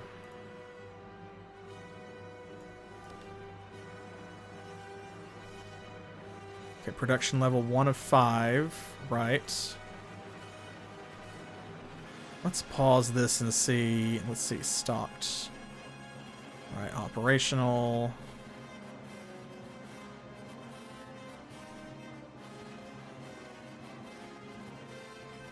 I don't have any warehouse to put the stuff in. How are we doing here? Okay, some storage left. Yeah, we don't do research. Well, you need scientists to do research anyway, and we don't have any of those, do we? Let's dig down this way.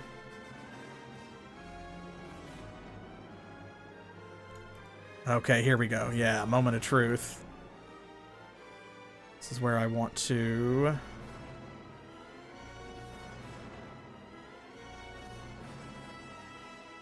see if we can clear that out.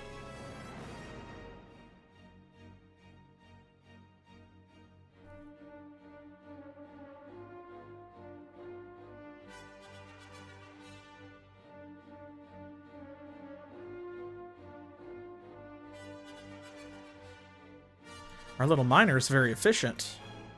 He's doing his job great.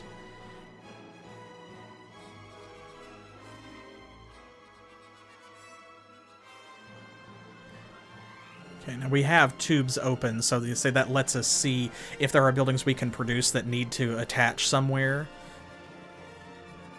They will pop up here when we are able to build them. That's how I know that we don't have anything that we can build at the moment, other than the park and reservoir. Okay, morale still going up. We had 1 person die, but it's not a big deal. 1 unemployed workforce. Everything's still looking great for the moment. Let's check our news. Trader steals supplies, depart to start rebel colony. That's the other colony. Believing that 2 colonies have a better chance of survival on the new world, the rebel colonists have left the starship to form their own colony. The rebels have taken Seed Factory Number 2, landers, and other supplies from the cargo hold. Our leader has denounced the rebels, stating that they are a foolhardy group of traitorous miscreants. Yeah. The Eagle has landed. Yeah, these pile up if you don't read them. Recalling the glory days of the NASA space program, our leader repeated the historic words of Neil Armstrong on Apollo 11. The Eagle has landed. As the first colonial lander touched down on the surface of our new planet, the 50 colonists aboard the lander broke into applause when the lander's engines shut down, and our leader informed them that they could unfasten their seatbelts. So yeah, see, we only brought like 2 landers, I think. Panic rages as food supply disappears. Oh no, the Carlton food supply has vanished. Recently, agricultural domes have been given a low building priority by our leader, who claims that the food shortage is all part of a greater plan that common people couldn't understand.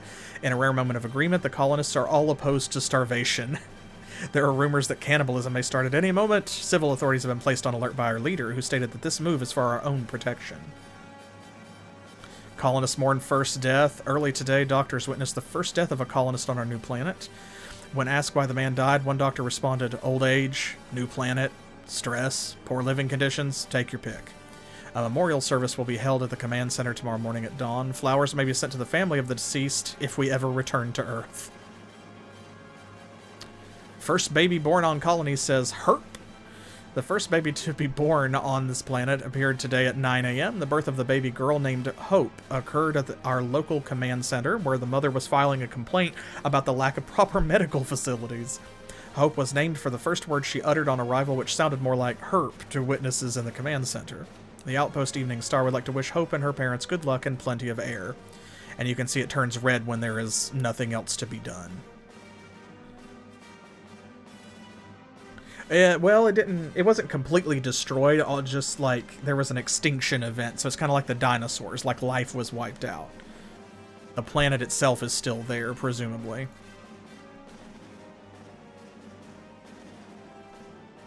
Okay.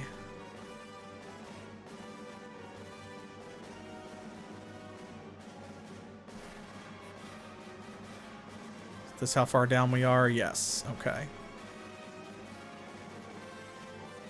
Still can't build anything. Don't know why. Starting to get a little nervous. Ore in storage 328. And both of these are kind of... I'm going to build another one.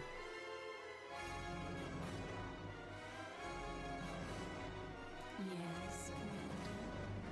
How may I be of assistance? Had to bring the potato menu back up there.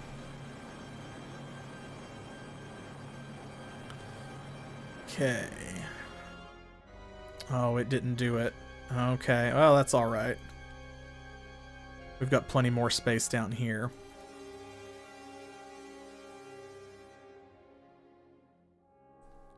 So whenever you dig, as you can kind of see, it clears out like 2 spaces in front and 3 wide, which you can use to plan like where things are going to go.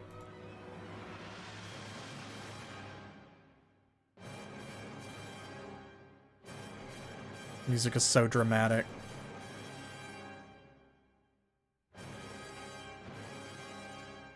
Yeah, I'm starting to wonder why we can't build anything. We have plenty of resources.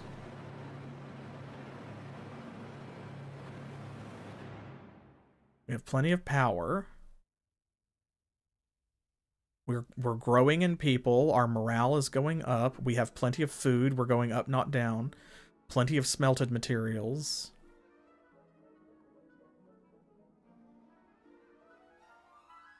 We have a university. We have medical facilities. I do not know what is keeping us from being able to build, honestly, at this point. Like, we've got all kinds of good stuff.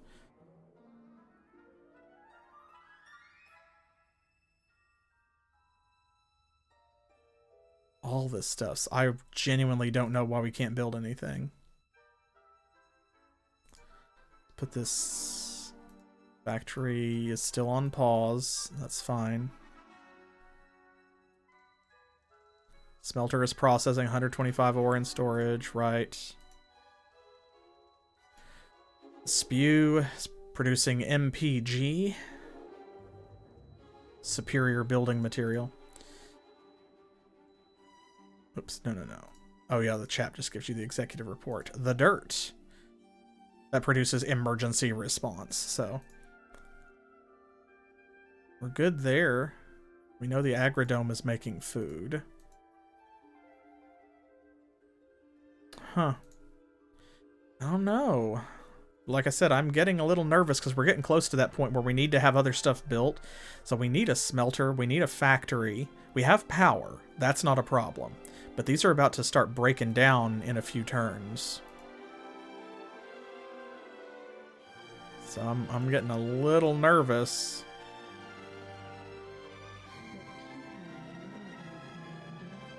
Oh, there we go. We love that, though. When your morale is high enough. and stays consistently positive over a long period, then you'll get messages like that. Okay, good. We got 11 students now, 13 infants, only one person unemployed.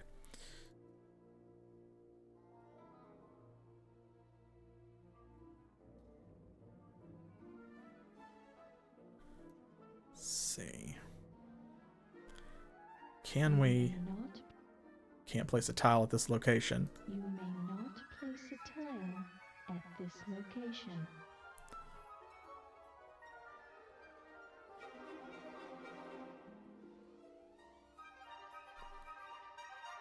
This is going to be another, like, way down so that there's more than one. Another elevator. A way down. Like the word elevator.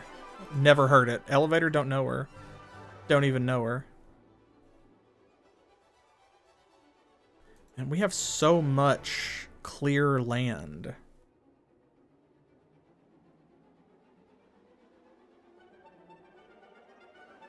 Yep, I'm definitely getting anxious about this.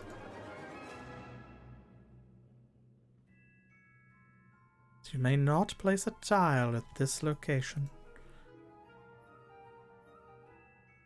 Okay, good. Time to start a new mine. Ore output 60. Ore in storage, plenty. Resources found, all.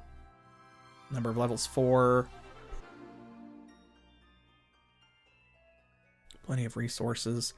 I'm wondering if it's because we don't have a truck to bring stuff back, but I tried to produce a truck. It's because I didn't make a warehouse first.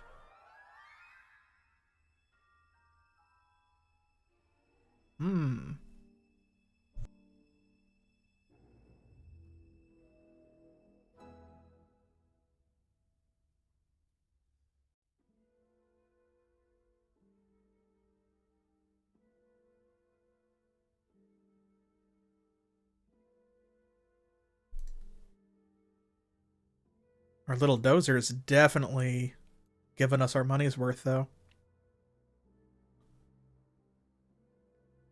Okay, there we go. The digger has created another elevator. So now we've got plenty more room to expand around this one. Let's go east from here.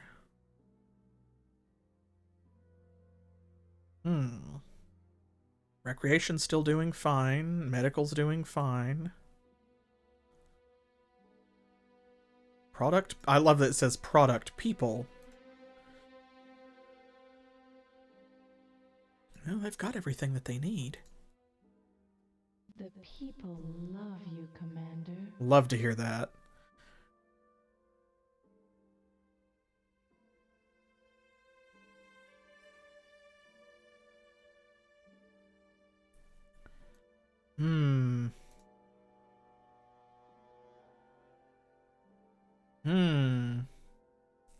Yeah, she does.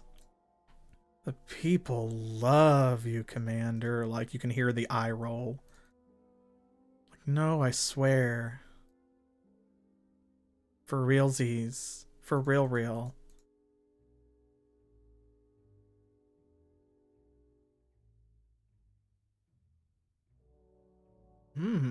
If it doesn't give us the opportunity to build some buildings here pretty soon, we're going to be... we're going to have a problem. Production level 0 of 0. Functional status idle, right. Resource status missing. Breakdown status nothing, so...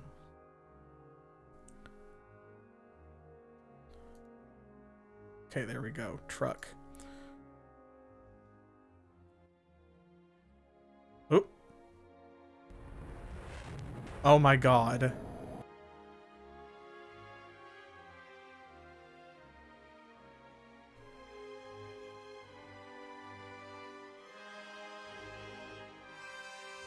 Finally. So we got that little cutscene because production is actually, like, we turned it on. So I think I had to pause it and then turn it back on. Maybe. Like it wasn't recognizing before that it was operational, or it might have been because it didn't have materials at the time and then I put it on pause. You may not. Oh, right. Down one more. You may not. Oh. Oh, I'm in the wrong mine. There is no help available on that topic. You're on your own. Oh, yeah, she does that too. There is no help available on that topic. You're on your own. Oh, yeah, that might be your first look at a finished mine on the surface. Transit, assigned trucks, routing.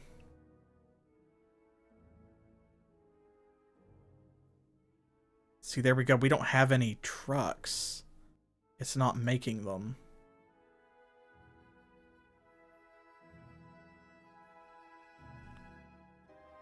Transfer assets. Don't know if doing that manually will help. It won't let us assign trucks because it's showing that there aren't any. You need to be making trucks now, factory. You've got everything that you need.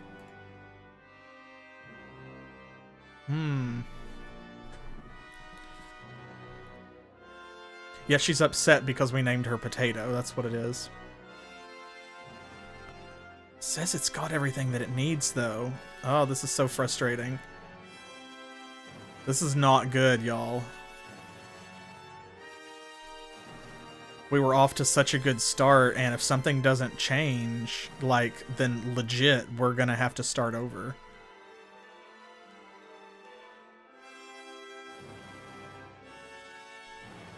I hope that that doesn't happen.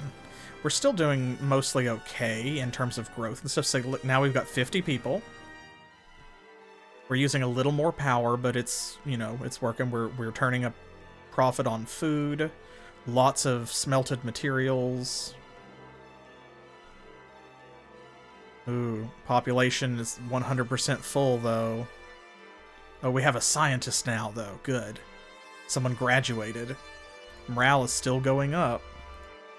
Don't have any laboratories, so we can't assign that scientist to do any work, though. The people love you, Commander. Oh, now we can't even build tubes. Bruh.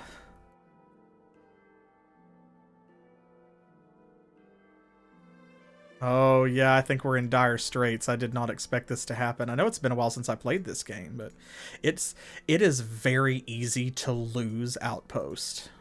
I'll just say that. As you can see, it's like, you know, you have very limited resources, and if something happens, like if you don't build the right building at the right time, it can screw your whole game. Oh, there we go. Oh my god, just in time. Just in time. Okay, this mine is tapped out, by the way. You can see it turned white, so that means that we have run it completely out of resources. Trucks. Oh, still don't have any trucks. Okay. Just in time. So, we don't need to build any solar power receivers yet. We need a factory, for sure. We need a warehouse. I think that might be what's stopping us from building, like, robots and stuff. So I'm gonna chance that. That's risky because we only got, like, one building that we can build, but... See, this is the newest one, right? So, 3...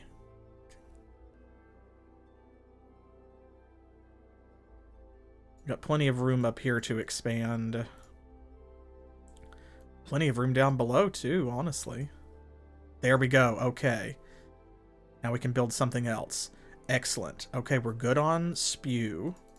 Good on power. We need more storage. We don't need a robot command yet. We do need a factory. I'm going to have to build that next because if we don't have a factory, we can't make anything. Oh, we can't build a smelter, though. Okay, we're going to put that there. Okay, we've got tubes again, though. That's good. Okay, here we go. Now we're in business. Commercial, medical, recreational, university. Okay, so we need more residential right now. That is what we need. If I put down a damn tube, is it going to prevent me from building anything else? Yes. Okay, but that means next turn, though. Okay, so and there's the laboratory. So I don't know exactly what went wrong there. But I'm building, that's riskily close. Riskily? Is that a word?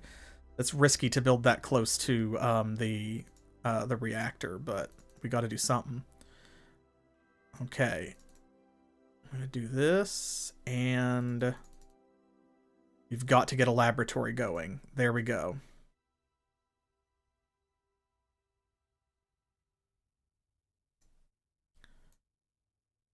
Okay, let's start carving a path. We've lost one colonist. Oh no. Okay, I was really worried there for a second, but I think we're going to be okay. The only other thing is we need a smelter, which we can now build, because these are going to start breaking down. So. Okay, we don't have a good spot to put one, so I'm going to have to build some other stuff here first. There we go, and I'll put it right there. Okay, next turn. The people love you, Commander. Yay! Smelter. Boom. Phew. Okay, saved it. One turn until completes. Okay, Robo Digger, where are you gonna go? You're gonna go west. Go west, young robot.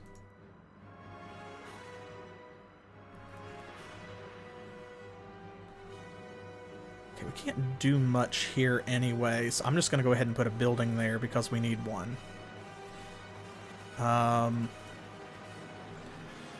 Morale is really high, so we don't need police yet, because we also... Not only do we have high morale, we've got maximum morale. 999 is the best you can do. But also, it looks like we only have a handful of unemployed people, so there's not a lot of folks to... Like, that's what generates most of your crime. So we don't need police yet. I'm going to avoid building police for as long as I possibly can. So that means that what we need next is a factory.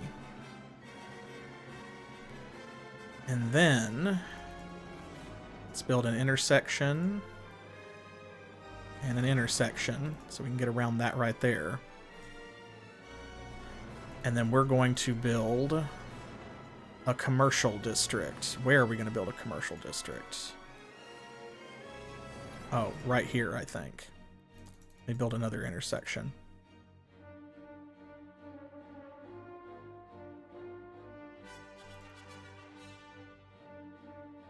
There we go. That way it's right next to the bulk of our residential, so they don't have to walk very far.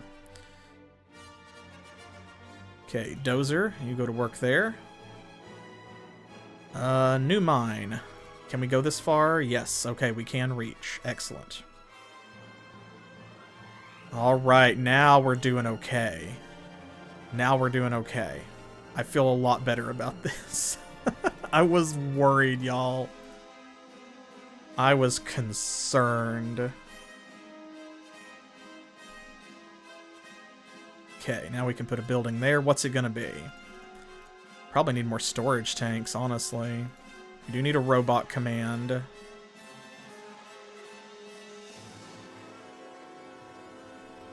Another spew wouldn't be bad. What we got here? Oh, 5 dozers and 5 trucks. Okay. You know what? I think we're good at the moment, actually. So you go ahead and pause. Here's our new factory. Ah, and now, check this out. Now we can build road materials, fuel cells, and explorers. So the first thing that we need is to build an explorer robot. And our warehouse has plenty of space remaining, so that's good. So now what we need to do is we need a robot command, because we cannot deploy new robots without that. So all of these that are sitting in storage, completely useless if we don't have a robot command. We will get to some more storage tanks eventually. Okay. Chat capacity is full. Oh, we need more residential though, for sure. Oh god, we gotta hurry on that. I'm gonna go ahead and build one. Oh, but now our laboratory has started, so research topic, finally, yes. Oh my god. No, okay. So basic research is like never finished. So red means that we have not studied it, right? Green means that we have. Or it means that there's more to be learned, I guess is the better way to think about it, because it's like ridiculous to say we haven't studied mathematics when we know computer science, right? So it's more like it's terminal, I guess, maybe is the best way to say it. Or something like that. So we have a lot of options here in the old tech tree. But there are certain things that we are going to want earlier rather than, like, you know, later. So we're going to start with basic research because that's going to lead us to improved laboratories, which means we will research faster. Nope, I want you to... There we go. Study. Oh, there we go. Has no staff. What do you need? You got people.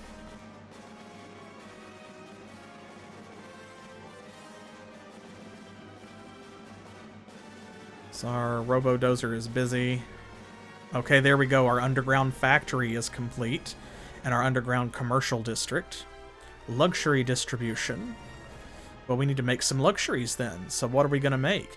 We can make 8-track tapes, beach balls, bowling shoes, chia figurines, clothing, croquet mallets, fuzzy dice, golf balls, Laura Bow 2 hint books, neuromancer games, salad spurters, squirting flowers, wax lips, or whoopee cushions. I think probably clothing is where we need to start. Yeah, Laura Bow 2 even, because remember Laura Bow 2 had probably not come out yet, so.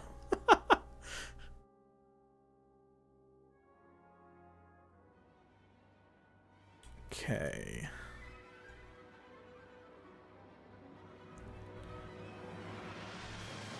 Let's see. I think because we've already got this here,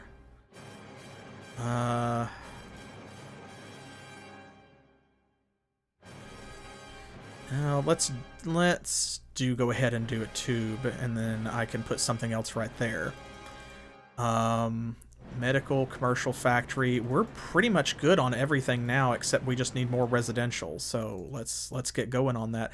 That's a good problem to have. Oh, no. It's fine. People are already underground. That's not what I meant to do. So we've got 96 people. That's pretty good. We were down, we started with 50, we were down to 20, now we're up to 100. We have quintupled that, so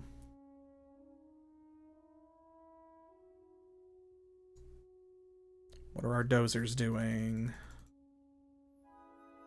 Go up this way, we want to join these together.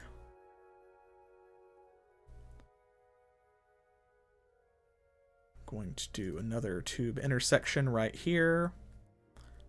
Let's go upstairs.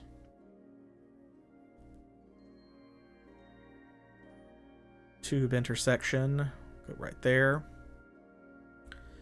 And let's see. We probably do need more storage tanks. but I'm going to say let's build another spew right next to that first one before we do anything else. And then...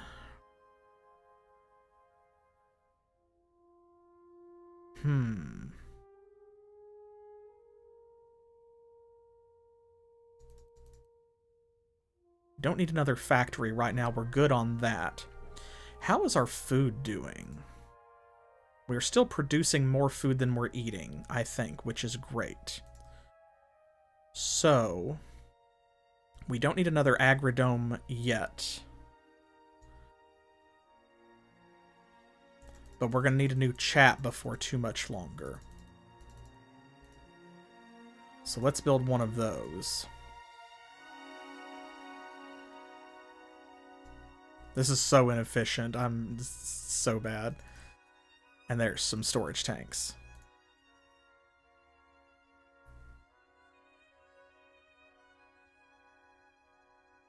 Okay. All right. All right, we're off to a decent start. Let's go ahead and we already have some openings down here, so let's do this. And, oh man, I hate to put anything residential that close to that, but honestly, I've already done it, so let's just keep going.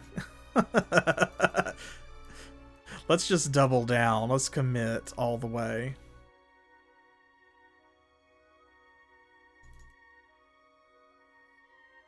This is going to be intersections all the way. Okay. Little dozer, you're going to go there. Do we have... No, okay, so that is... It's not done yet. Alright, and here we go. It is turn 150. Right? So... Let's see. Let's go over here. Put him to work.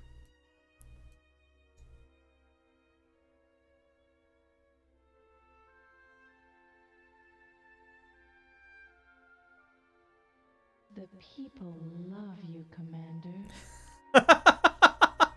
As the explosions start in the background, the people love you, Commander. So yeah, turn 150 without any warning whatsoever.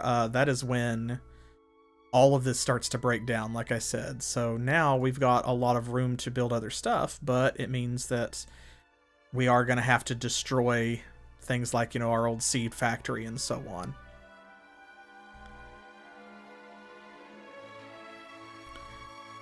Ah, and the music swells again. It's just right. Perfect timing. And let's go ahead. We can come around from the other side. I'm going to build another laboratory, I think. Oh, and here's our progress meter. Check that out. Our little, like, lab rats. Whoop. Staffing status is full now. Good. So we need more room for more scientists to work. Because now we've got 24 scientists. So now we're booming now. Check this out. Check this out. Okay, I think it's about time for another agrodome, maybe. We could put one of those down here.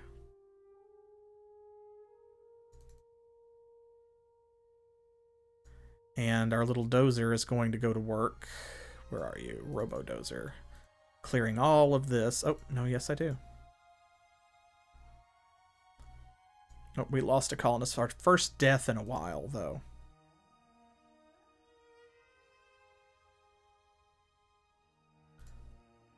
And, yeah. I think it's also about time to consider building a communications tower. We need to open communications with the other colony over here. Look how they're doing. They've got a comm tower. Their stuff just started to break down as well. You can see they did the same thing that I did. They put their Taconic reactor like way further away than I did mine, though.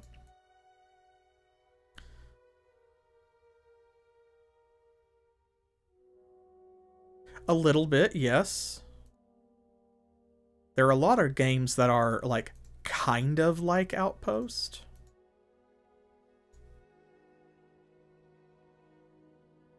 Okay, we're going to put more residential right there. And then we need another recreational, probably, I think, to keep morale up. Seed factory exhausted. The creaking old hulk of the seed factory ceased functioning today. Since landing on this planet, our seed factory has provided us with a command facility, generated power, and smelted ore, as well as building and operating robots. Our leader stated that the seed factory has earned its rest after such a long period of faithful service to our colony.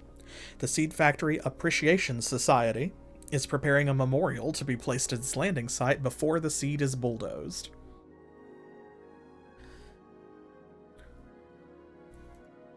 Alright, so we have come quite a ways. Quite a ways.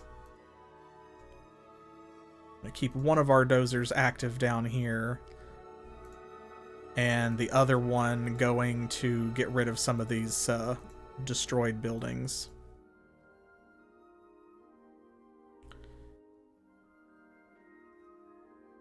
How's our storage capacity? Probably full already. Oh, no, not quite.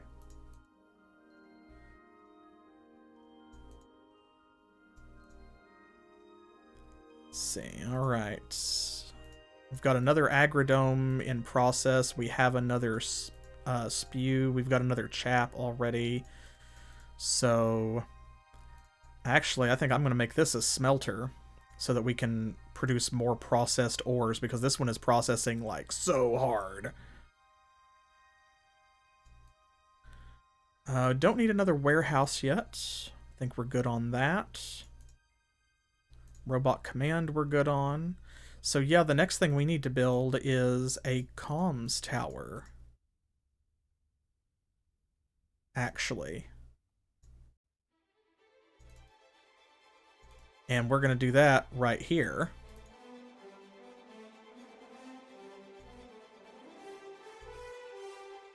It keeps defaulting to solar power receivers, see that? Let's see. Is this... Okay, so we've only gone down to this level.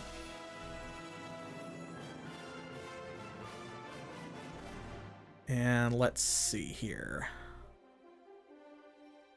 We've got room to build some more here. How are we doing on population? 75%. Okay, so we're good for a little while. No problem. Still have plenty of power, because we only lost 50 when the seed power center went down. Morale's 1,000. Like I said, that's max. Smelted totals, raw totals, we're doing good. Food is doing well. Total and storage is good. So, let's see. I guess that means... the next thing we need to worry about is we need to make sure that people stay employed. So that means we need to create some jobs. So we've got another recreational down there.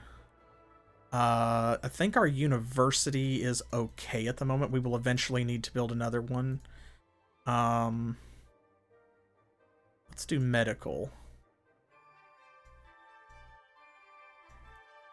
And our other laboratory is finished.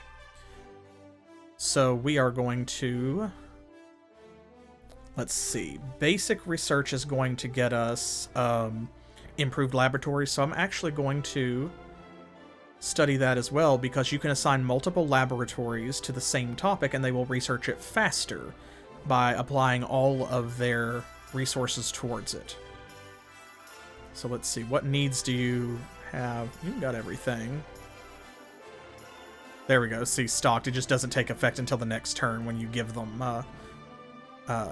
orders. News brief. Oh, rebels surrender to Starfish. An influx of former rebel colonists is placing a strain on local resources. The rebel leader abandoned their colony today and met with Starfish for a brief ceremony during which the symbolic key to the rebel city was surrendered to Starfish. The rebel leader admitted that he was wrong and apologized for his foolhardy actions. Starfish graciously responded by calling the rebels traitorous miscreants who are lucky to be alive. Colonist opinion is, as usual, split over this new development, with at least half the people believing this is some kind of rebel trick.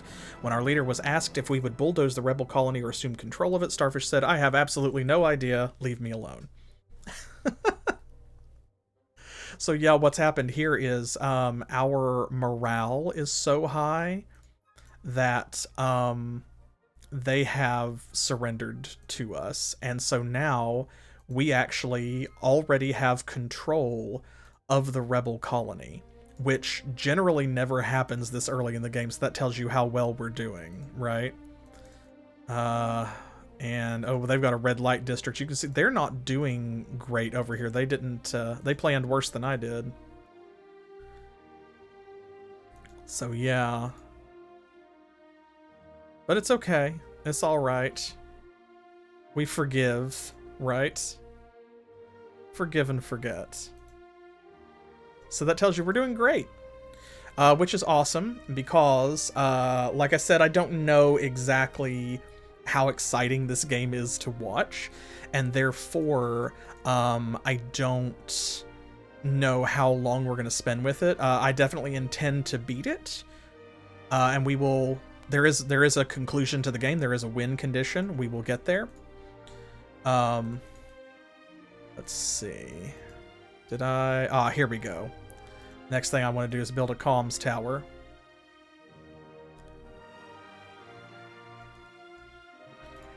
So, yeah, so this is Outpost. I hope you all have enjoyed this time with it that we spent so far. We are just getting started.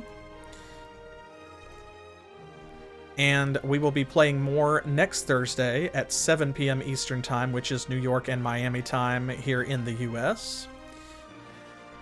I hope that you'll join me then as Potato and I continue to drive humanity forward towards a new dawn.